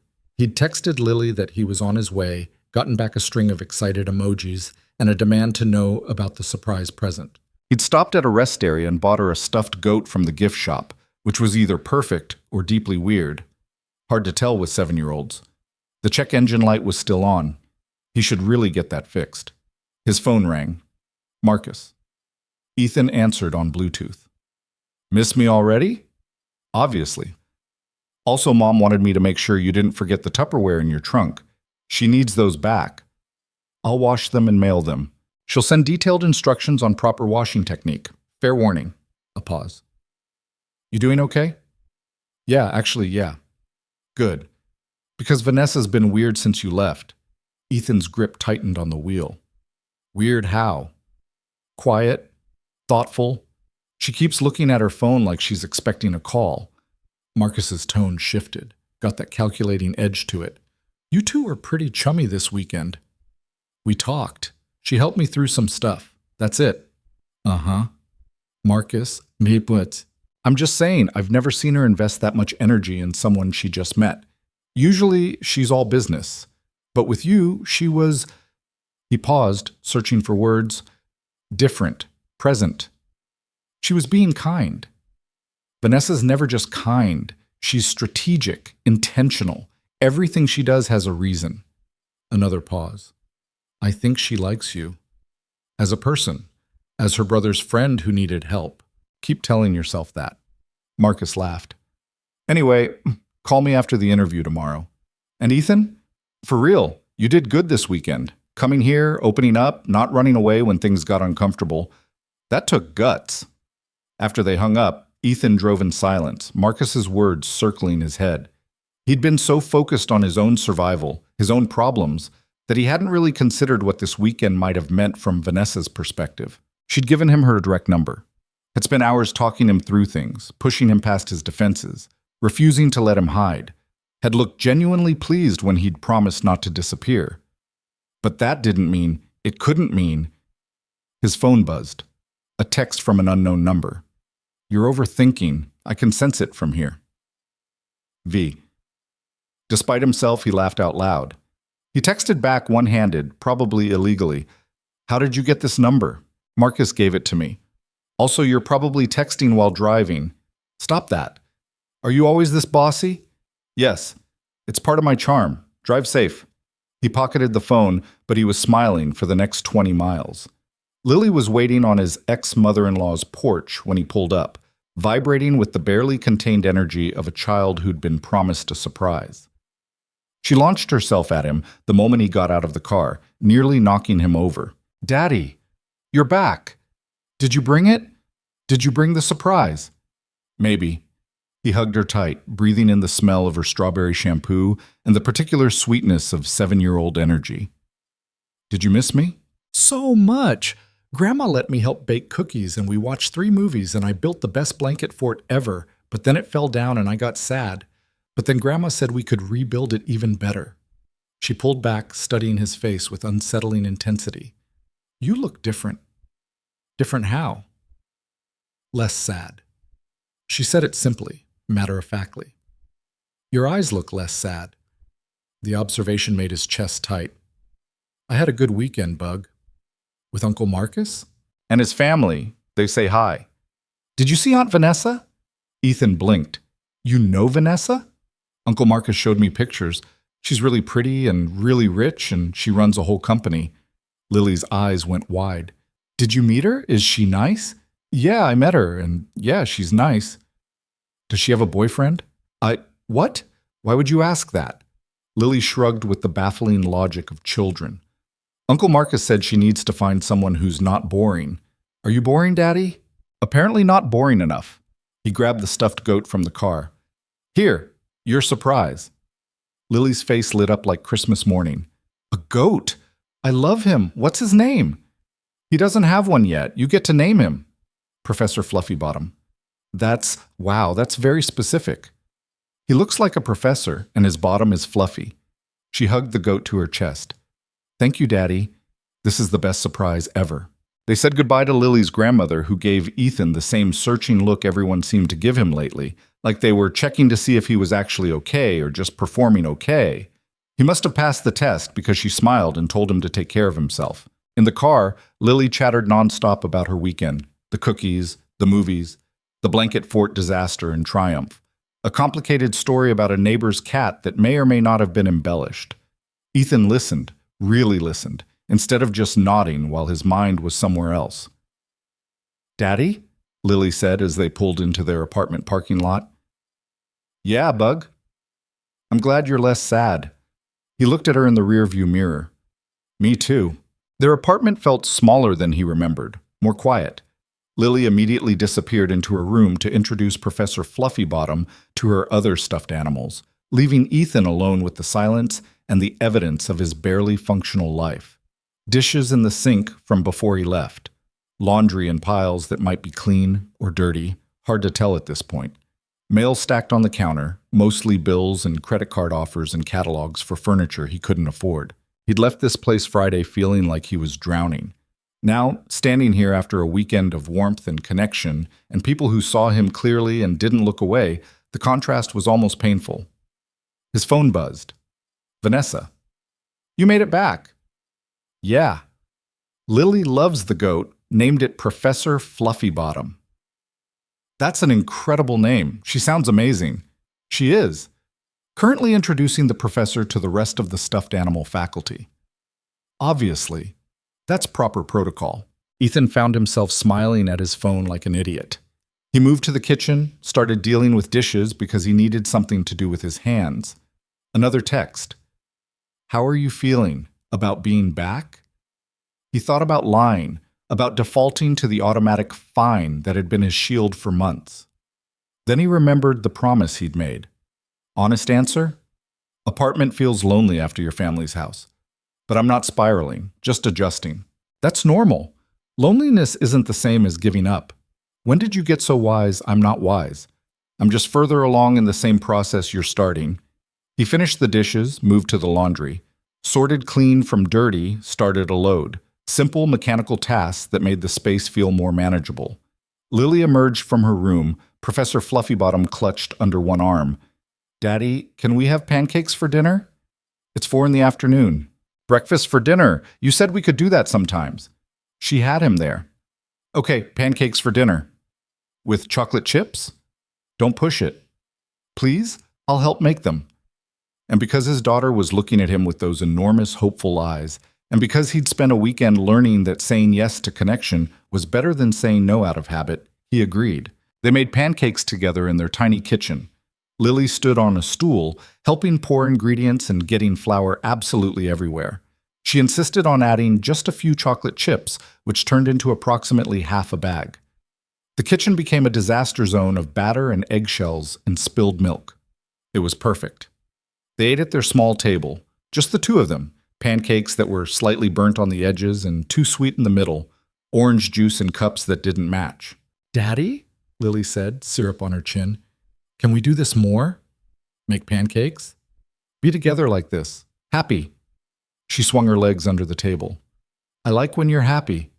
Something in Ethan's throat felt tight. Yeah, Bug. We can do this more.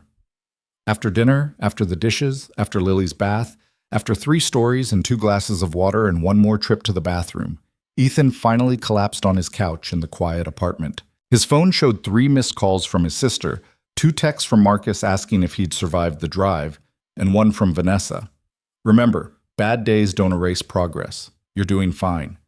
He texted back, How do you know I need to hear that right now? Because I've been where you are. The first night back is always the hardest. Is this what you do? Just read people's minds from a distance? It's a gift. Also basic pattern recognition. He smiled despite the exhaustion pulling at him. Thank you. Again. Still. Always. Stop thanking me. Start sleeping. Big day tomorrow. The interview. Right.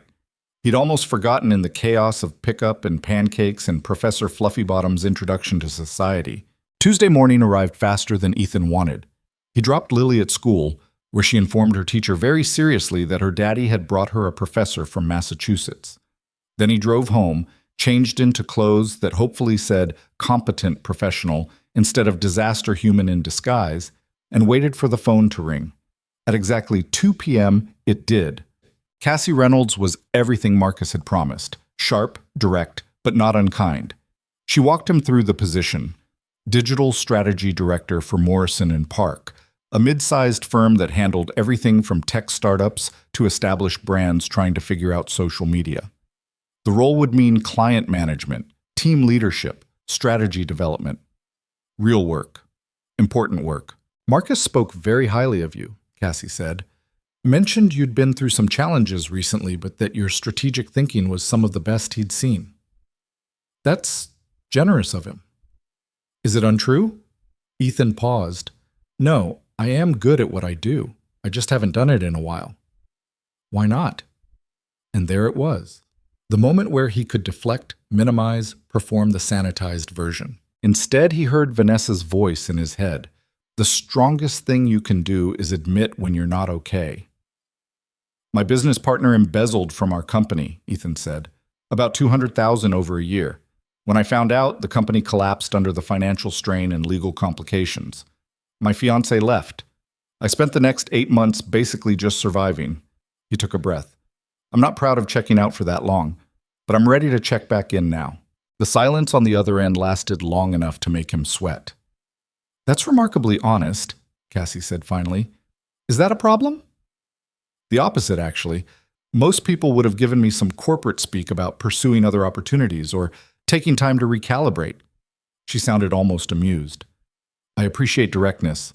Means I don't have to guess what I'm working with. They talked for 45 minutes about his experience, his approach to client relationships, his thoughts on where digital marketing was heading, about his availability and salary expectations, and whether he'd be comfortable managing a team again. By the time they hung up, with a promise that she'd be in touch within a week, Ethan felt wrung out, but hopeful. He texted Marcus first. Interview done. Went well, I think. She didn't hang up on me, told you. You're going to crush this. Then Vanessa. Survived the interview. Didn't completely embarrass myself, I never doubted you. Proud of you for showing up. It's just a phone call. It's you choosing to move forward instead of staying stuck. That's huge. He stared at her message for a long moment, feeling something shift in his chest. When had anyone's opinion started mattering this much? When had her words specifically started landing with the weight of something that felt like more than friendship? The week that followed was strange. Not bad strange, just different. Ethan found himself actually living instead of just going through motions. He called his sister back, had a real conversation instead of the usual 5-minute check-in.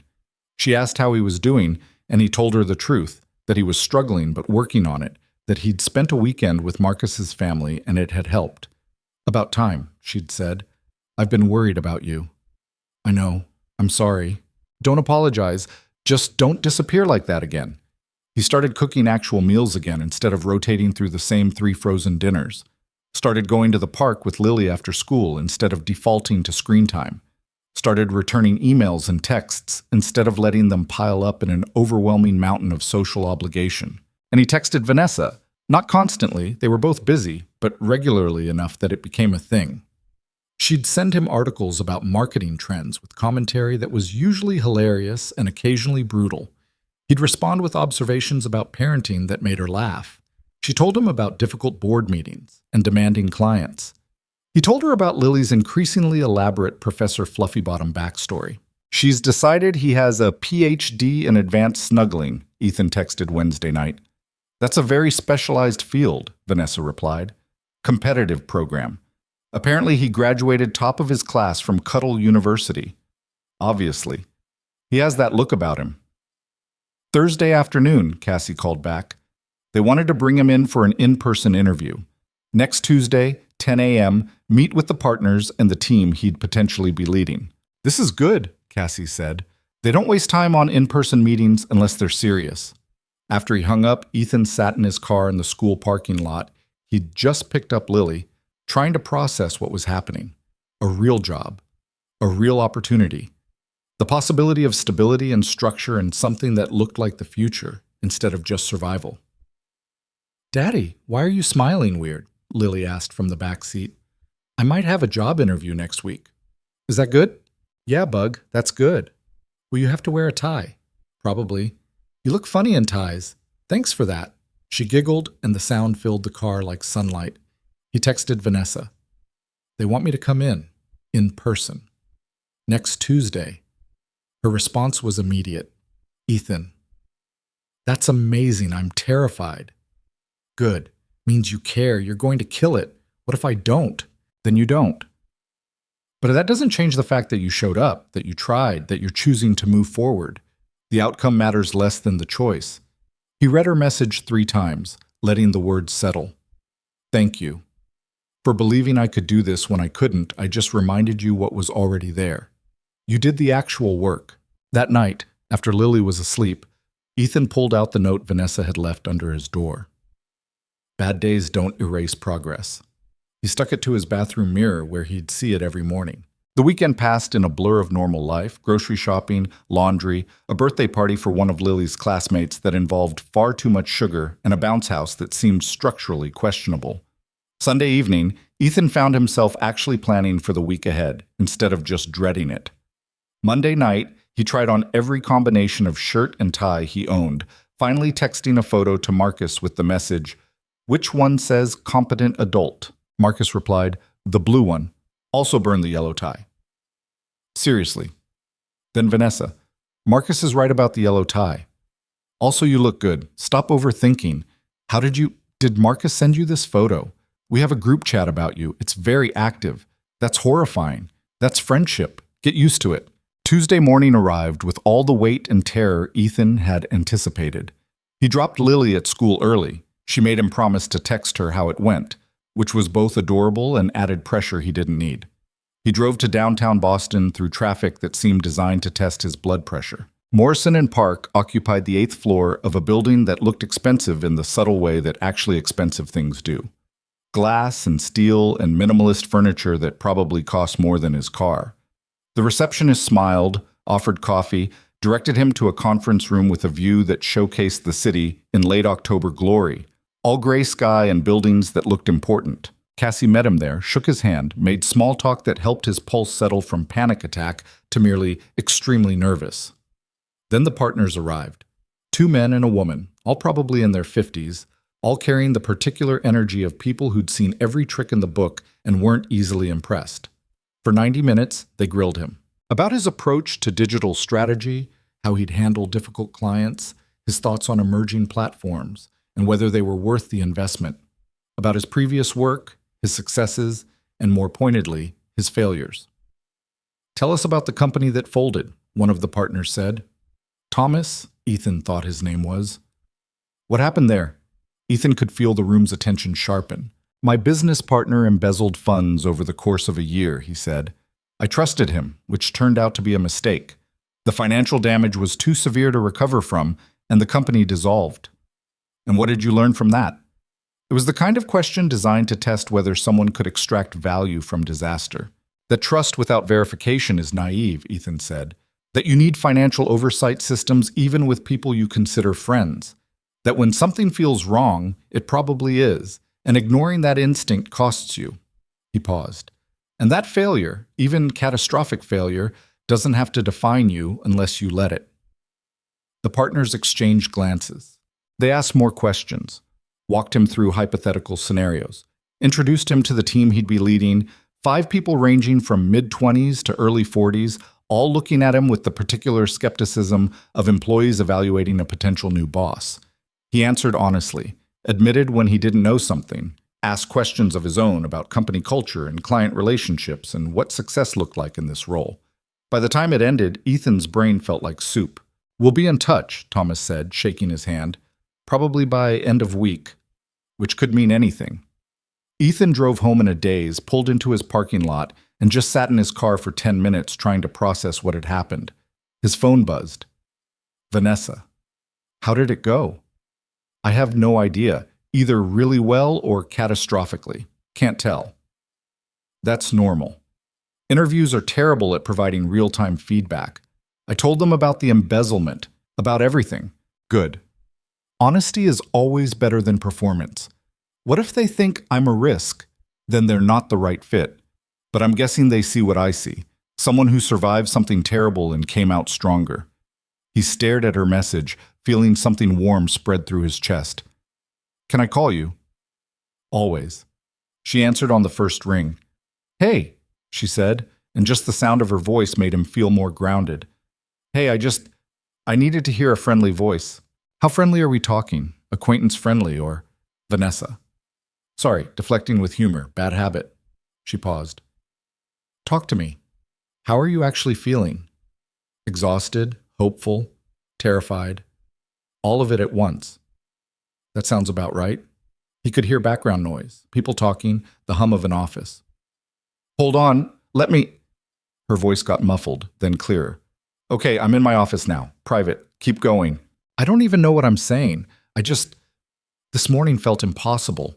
Getting dressed, driving there, walking into that building. Every part of me wanted to turn around and run. But you didn't. No, I kept hearing your voice in my head telling me that showing up was what mattered. Smart voice.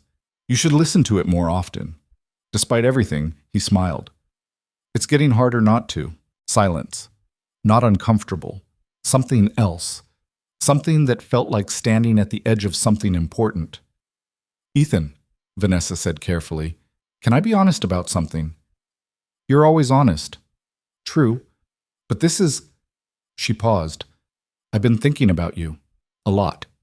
More than I probably should, given that we've known each other all of 2 weeks. His heart kicked against his ribs. Vanessa. Todo. Let me finish. Please. She took a breath. I don't do this. Get invested in people. I'm good at business relationships and strategic networking and keeping everyone at arm's length where they can't hurt me or distract me or... Another pause. But with you, it's different. You're different. And I don't know what that means or where it goes or if I'm completely misreading signals, but I needed to say it.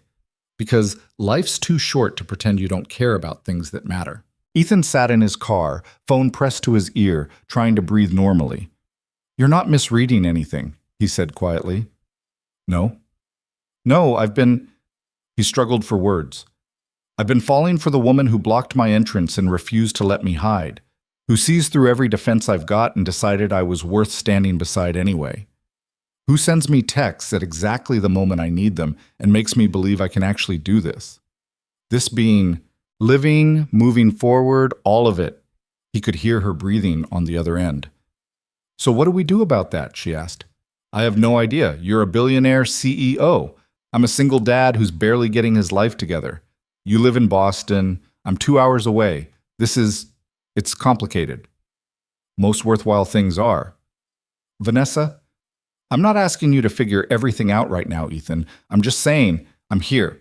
And whatever this is, I want to see where it goes. If you do.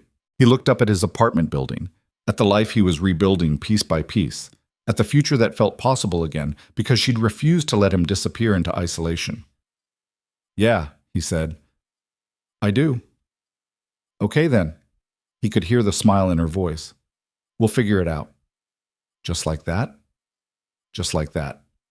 Now go pick up your daughter and tell her about the interview. She's probably been checking her invisible watch all day.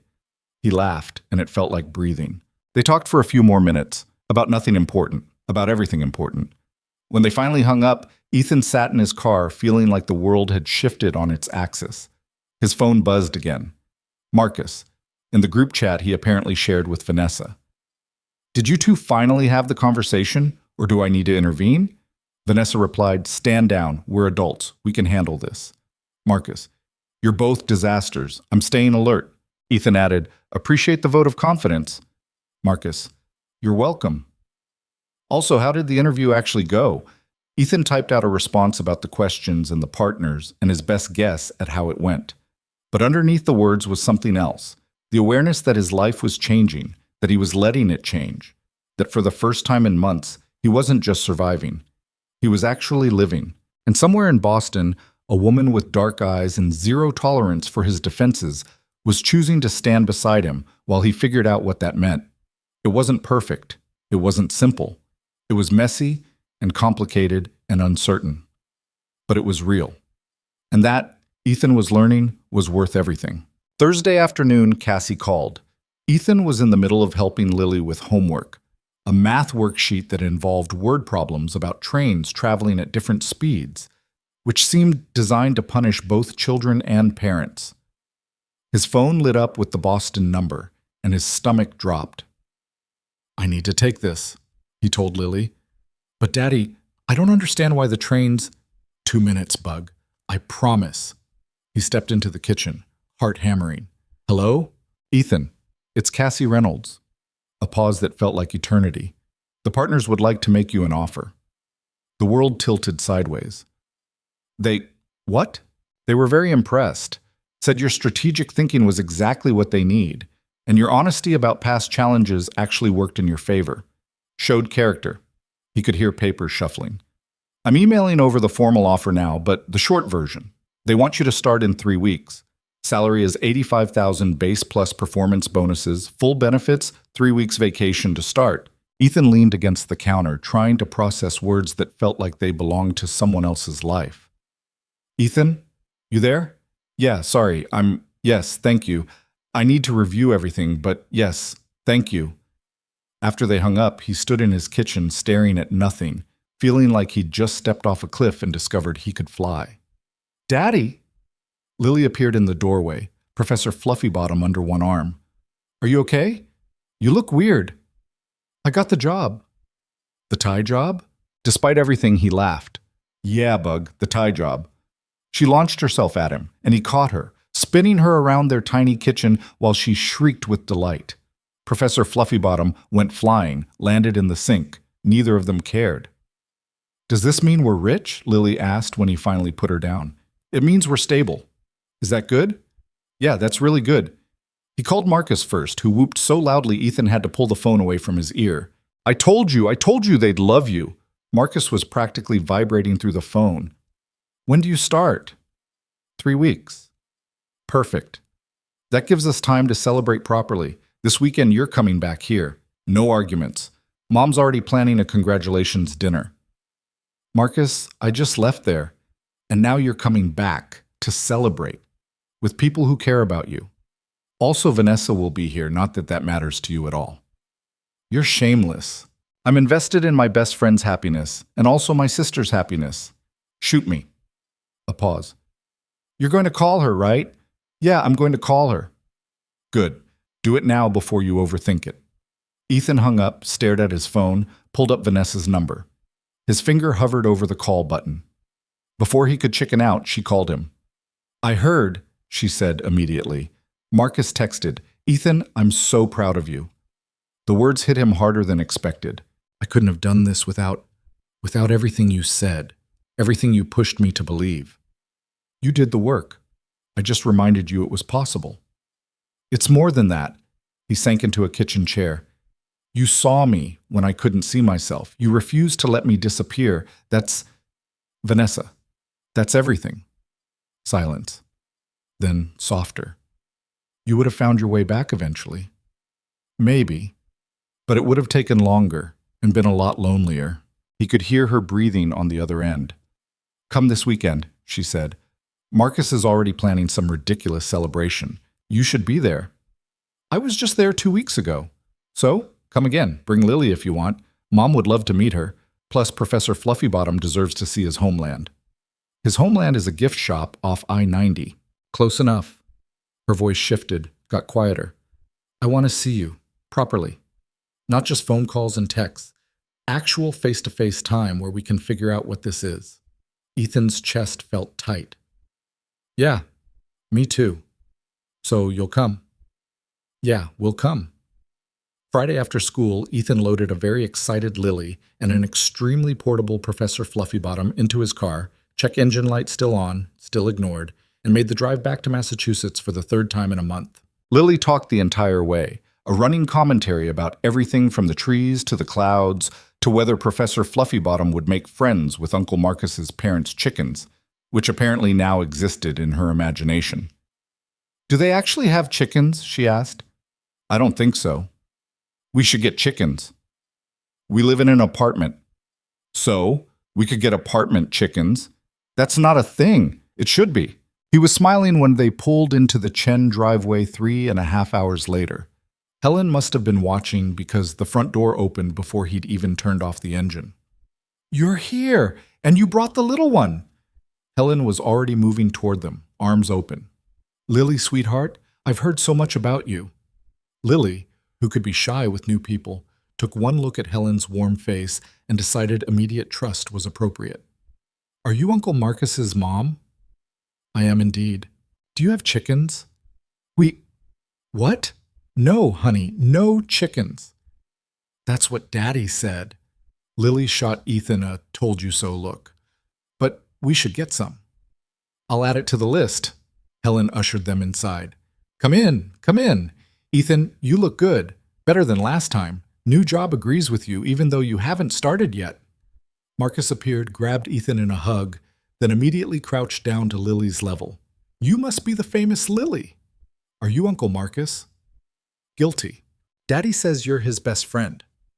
Daddy's right about some things. Marcus grinned. You want to meet my nephew? He's around here somewhere, probably destroying something. Lily looked at Ethan for permission. He nodded, and she took off with Marcus, Professor Fluffybottom bouncing under her arm. Helen looped her arm through Ethan's. She's darling. She's chaos in human form. All the best ones are. She guided him toward the kitchen. Vanessa's in her old room working. She got in an hour ago. You should go say hi. Should I? Don't play coy. You two have been texting constantly according to Marcus's intelligence reports. Does everyone in this family spy on each other? We prefer staying informed. She pointed toward the stairs. Second door on the right. Tell her dinner's in an hour. Ethan climbed the stairs feeling like a teenager going to pick up a prom date. The second door was slightly ajar. He knocked. Come in? Vanessa sat cross-legged on a bed with a laptop balanced on her knees, wearing jeans and a sweater that looked soft and expensive. Her hair was down, falling past her shoulders. She looked up when he entered, and her whole face changed. Hi, she said. Hi. He stood in the doorway like an idiot. Your mom said to tell you dinner's in an hour. Noted. She closed the laptop, set it aside. You made it. Traffic wasn't bad. That's not what I meant. He stepped into the room. I know. They looked at each other for a long moment. All the easy texting banter, the phone conversations, suddenly felt inadequate for actual face-to-face proximity. This is weird, right? Vanessa said. We should be past the weird stage. We barely know each other. We know each other. She stood, cross to him. We've just been doing it backwards. Deep emotional honesty first, basic getting to know you stuff later. Is that bad? I don't know. It's definitely not traditional. She stopped a foot away from him. For the record, seeing you in person is better than texts. Yeah? Yeah. She reached out, took his hand. Congratulations. On the job. On showing up. On all of it. Couldn't have done it without... If you say without me, I'm going to hit you. You did the work, Ethan. Stop giving other people credit for your own courage. He looked down at their joined hands. What are we doing here? Honestly, I have no idea. She squeezed his fingers. But I'd like to figure it out, if you would. I have a 7-year-old daughter. I'm aware. I've been receiving regular updates about Professor Fluffybottom's academic career. I live 2 hours away. People have navigated worse distances. I'm a mess. So am I, just better funded. She smiled. Are you trying to talk me out of this? I'm trying to make sure you know what you're getting into. Ethan? She reached up, touched his face. I know exactly what I'm getting into. A relationship with someone real, who doesn't want anything from me except honesty. Someone who sees me as Vanessa instead of Vanessa Sinclair, billionaire entrepreneur. Someone who... She paused.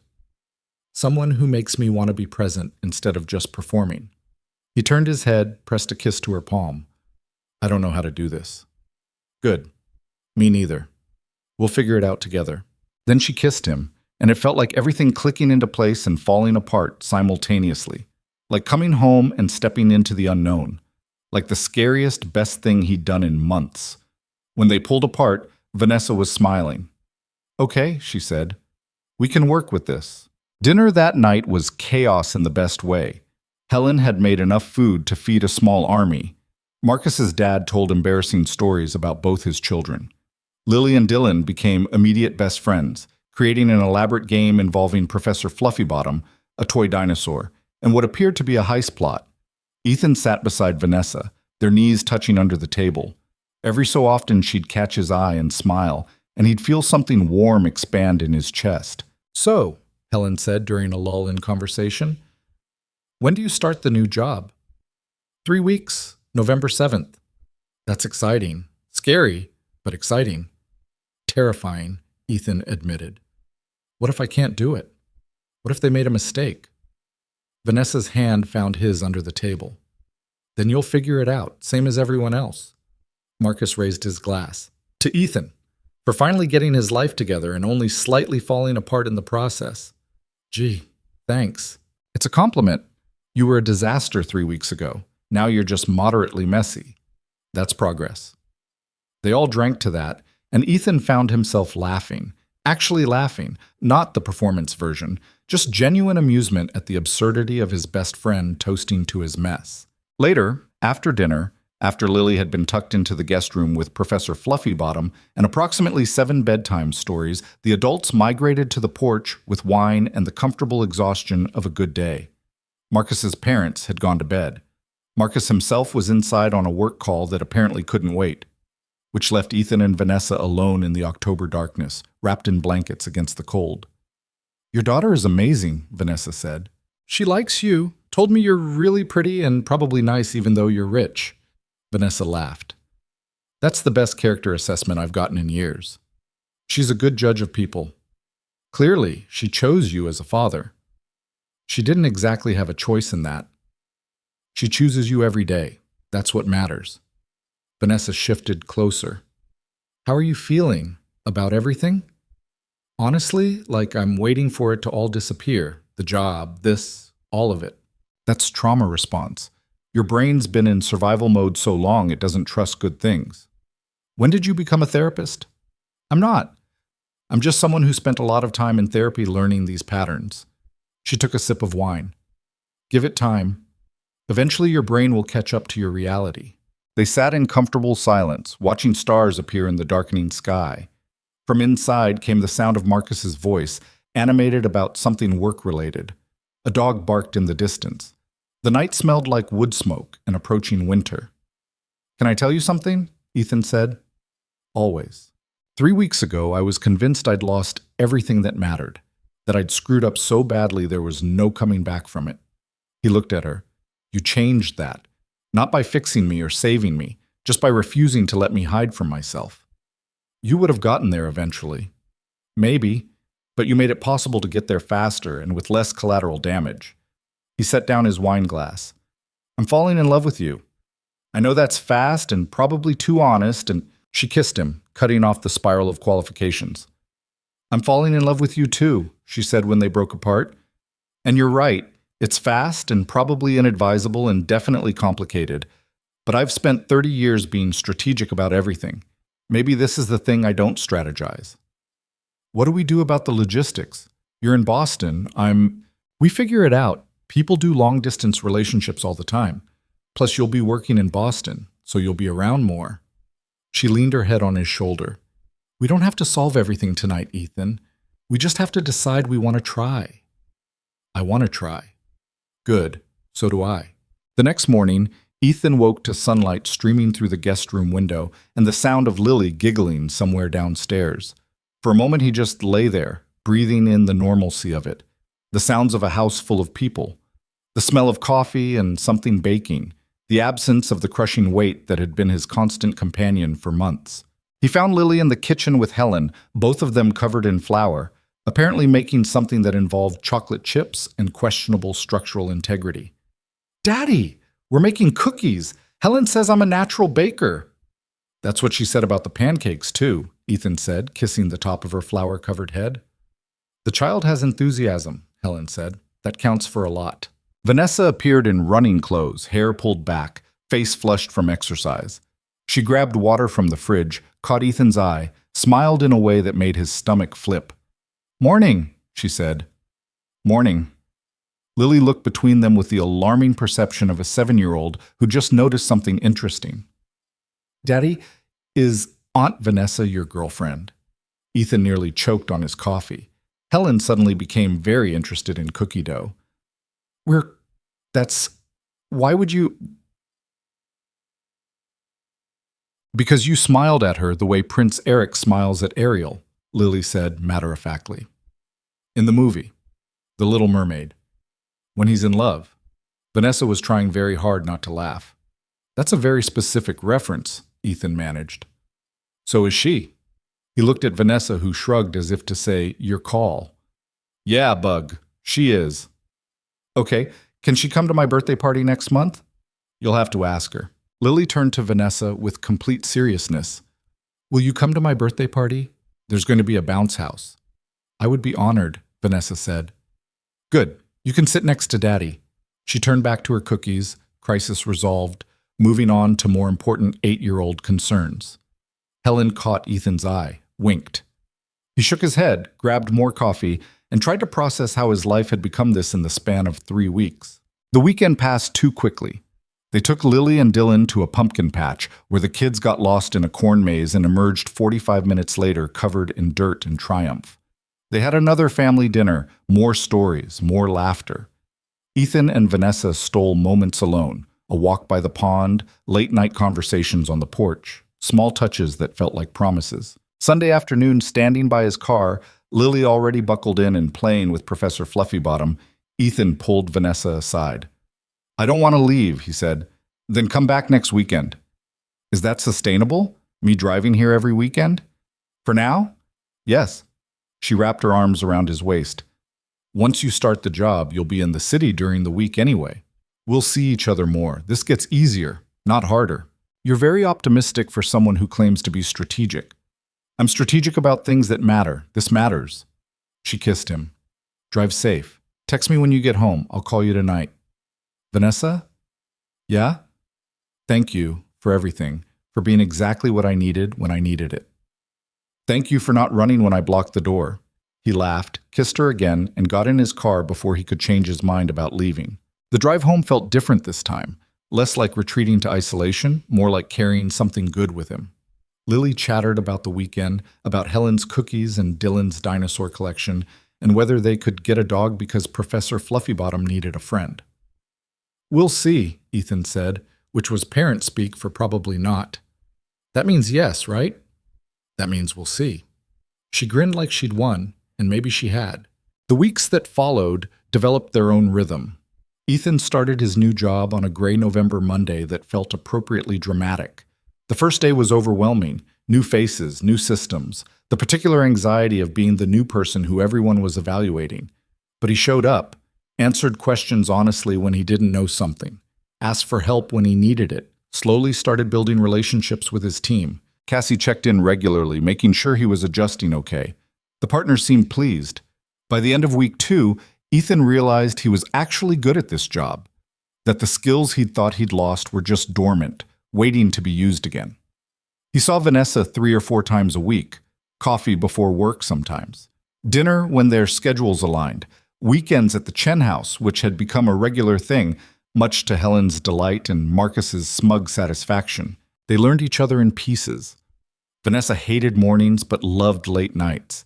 She stress-baked at 2 a.m. when board meetings went badly. She was terrified of failure but hid it under confidence that looked unshakable. She cried during animated movies but maintained perfect composure during actual crises. Ethan learned to text her good morning before she'd had coffee. Learned that she needed space when work was stressful but wanted company when work was good. Learned that beneath the billionaire entrepreneur was someone just as uncertain about relationships, just as afraid of getting it wrong. Lily met Vanessa regularly now, and the relationship that developed was something Ethan hadn't expected. Genuine and easy, built on mutual respect rather than forced kid-adult cheerfulness. Vanessa talked to Lily like a person, not a child. Lily responded by being herself, which meant occasional brutal honesty and constant questions about everything. "Does being a billionaire mean you're rich?" Lily asked one Saturday while they were all at the park. "Very rich, yes. Could you buy me a pony?" "Lily," Ethan started. "Probably," Vanessa said. "But I won't, because ponies are a lot of work and your dad would kill me." "What if it's a small pony?" "Still no." "What if—" "Bug, leave Vanessa alone about the pony." Lily sighed dramatically, but moved on to planning Professor Fluffybottom's upcoming graduation ceremony, which apparently required elaborate decorations. 4 months after that first weekend, Ethan found himself in a coffee shop near his office, waiting to meet someone he'd been avoiding thinking about for a while. Ryan Mitchell walked in at exactly 2 p.m. Same exhausted single dad energy Ethan recognized from his own mirror 6 months ago. Same forced smile that didn't reach the eyes. Same sense of someone barely holding it together. They'd worked together briefly at Ethan's previous job, lost touch after everything collapsed. But Ryan had reached out last week. Casual message asking how Ethan was doing, whether he'd grabbed coffee sometime. Ethan had almost said no. almost defaulted to the polite deflection he'd perfected over the years. Instead, he'd said yes. "Thanks for meeting," Ryan said, settling into the chair across from him. He looked worse up close. Circles under his eyes, tie slightly askew, the particular weariness of someone fighting a battle nobody could see. "No problem. How've you been?" "I'm fine." The words landed with the weight of a lie Ethan knew intimately. "Yeah?" he said carefully, "because you've got the same look I had about 6 months ago. The 'I'm absolutely not fine, but I'll die before admitting it' look." Ryan's expression cracked slightly. "That obvious? To someone who's been there?" "Yeah." They ordered coffee. Ryan asked about the new job, made small talk that felt effortful. Ethan watched him perform the same dance of deflection he'd done for months, and suddenly understood what Vanessa had seen in him that first night on the porch. "What happened?" Ethan asked quietly. "What makes you think—" "Ryan, come on." A long pause, then, "Divorce finalized 3 months ago. Sarah got the house, I got every other weekend with the kids. Lost my job last month, company restructuring, last hired, first fired. Been interviewing, but nothing's panning out." He laughed without humor. "I'm fine, though. Totally fine." "When was the last time you admitted you weren't okay?" Ryan looked at him sharply, and Ethan realized he'd just echoed Vanessa's words verbatim. "I don't need a therapy session. I'm not offering one. I'm just asking a question." Ethan leaned forward. "Because I spent 8 months telling everyone I was fine while I was actively drowning. And the only reason I'm sitting here now instead of still circling the drain is because someone refused to let me keep lying." "What, some magical friend saved you?" "Something like that." He smiled. "She blocked a doorway and wouldn't let me pass until I admitted I wasn't okay. Made me face everything I'd been hiding from, including myself." "Sounds aggressive." It was. Also necessary. Ethan took a drink of coffee. "Look, I'm not going to pretend I have all the answers. I'm still figuring this out day by day, but I know what it looks like when someone's where I was. And I know that pretending you're fine when you're falling apart doesn't make you strong. It just makes you alone." Ryan was quiet for a long moment. "I don't know how to not be okay," he said finally. "I've got kids depending on me. I can't just fall apart." "Nobody's asking you to fall apart, just to stop pretending you're not struggling." Ethan pulled out his phone, pulled up Vanessa's contact. "There's someone I want you to talk to.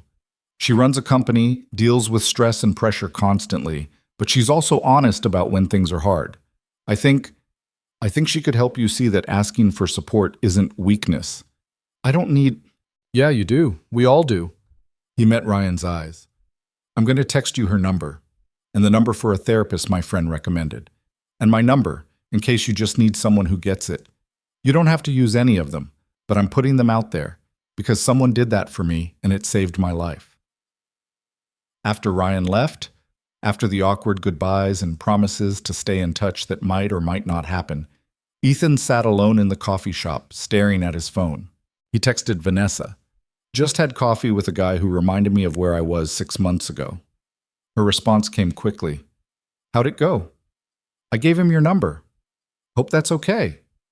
He needs someone to tell him it's possible to not be okay and still be standing. Of course it's okay. This is what we do. We survived, so now we help others survive. Ethan stared at her message, feeling something click into place. This was it. This was what she'd given him. Not rescue, not fixing, but a map back to life. And now he could offer that same map to someone else. He texted back. "I love you. I love you too. See you tonight?" "Yeah, I'll bring dinner." "Perfect. I'll provide the wine and questionable life advice. That's all I need." 6 months after that first weekend, Ethan stood in the Chen family living room surrounded by people he loved, watching Lily blow out candles on a cake that looked like a castle. She'd insisted on a princess theme, but specifically a princess who was also a scientist because regular princesses are boring. Vanessa stood beside him, her hand in his. Marcus was filming on his phone despite Lily's protest that Uncle Marcus was being embarrassing. Helen had made enough food for an army. The house was full of kids and laughter and the particular chaos of a successful birthday party. "Speech," Marcus called out. "Birthday dad speech." "That's not a thing," Ethan protested. "It is now. Speech!"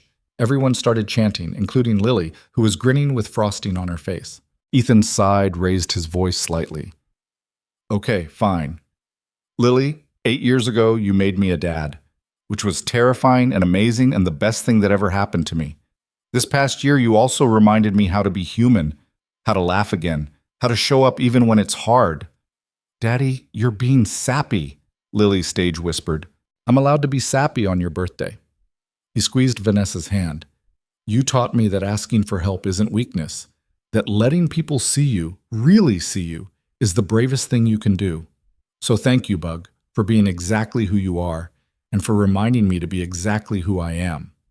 Lily launched herself at him for a hug that nearly knocked them both over. The room erupted in applause and laughter. Vanessa was definitely crying, but would deny it if asked. Later, after the party, after the cleanup, after Lily had fallen asleep surrounded by new presents and Professor Fluffybottom, Ethan and Vanessa sat on the porch in the February cold, wrapped in blankets and each other. So, Vanessa said, Marcus told me something interesting today. Should I be worried? Ryan, the guy you had coffee with last year? He got a job, good one, started therapy, called Marcus to say thank you for the introduction to me and for having a friend who bothered to care. Ethan felt warmth spread through his chest. Yeah? Yeah. Said you gave him a way back when he didn't know he needed one. She looked at him. You did for him what I did for you. Refused to let him hide. Learn from the best. Apparently. She shifted to face him. Can I tell you something? Always. A year ago, I was convinced I had everything figured out. Company thriving, bank account healthy, life perfectly organized. But I was lonely.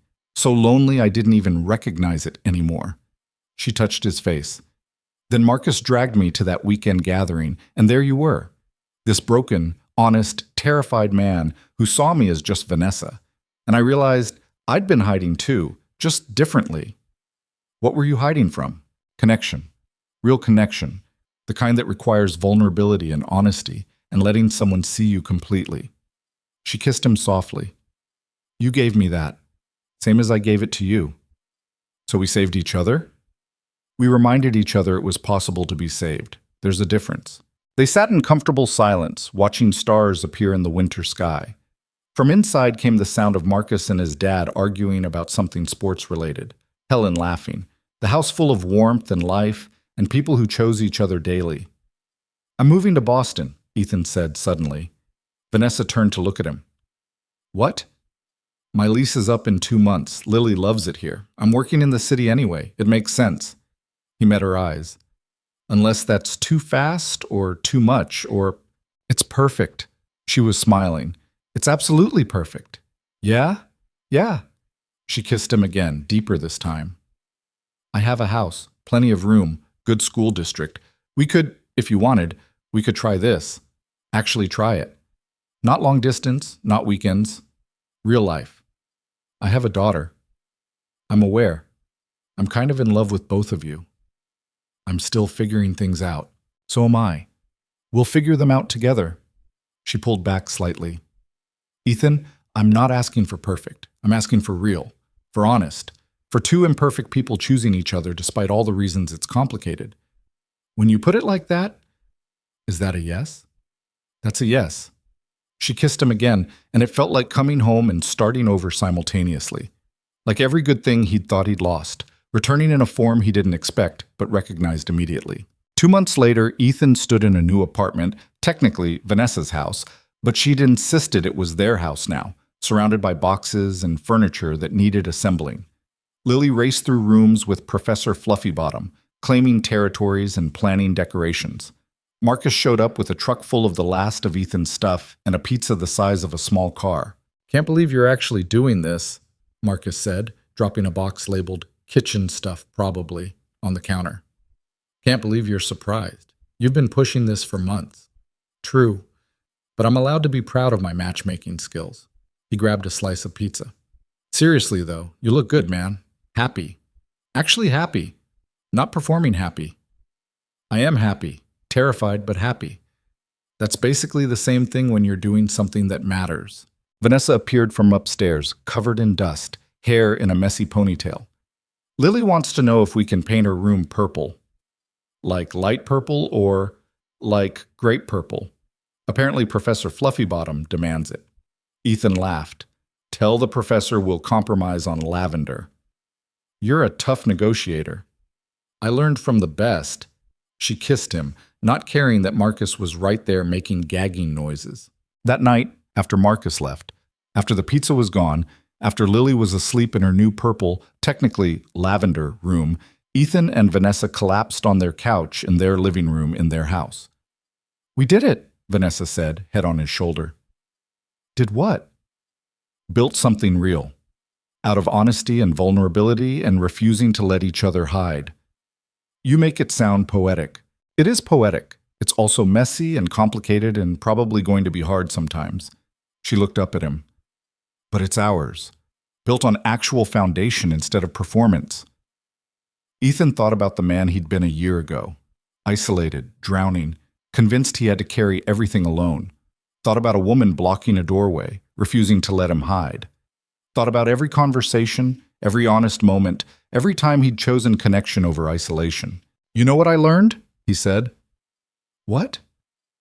The strongest people aren't the ones who hide pain best. They're the ones brave enough to let others stand beside them while healing. Where'd you hear that? Some bossy billionaire told me once. She smiled. She sounds smart. She is. Changed my life by refusing to let me disappear. You would have found your way back. Maybe, but it would have taken longer and hurt more, and I wouldn't be here, in this house, with this life, with you. Vanessa was quiet for a moment.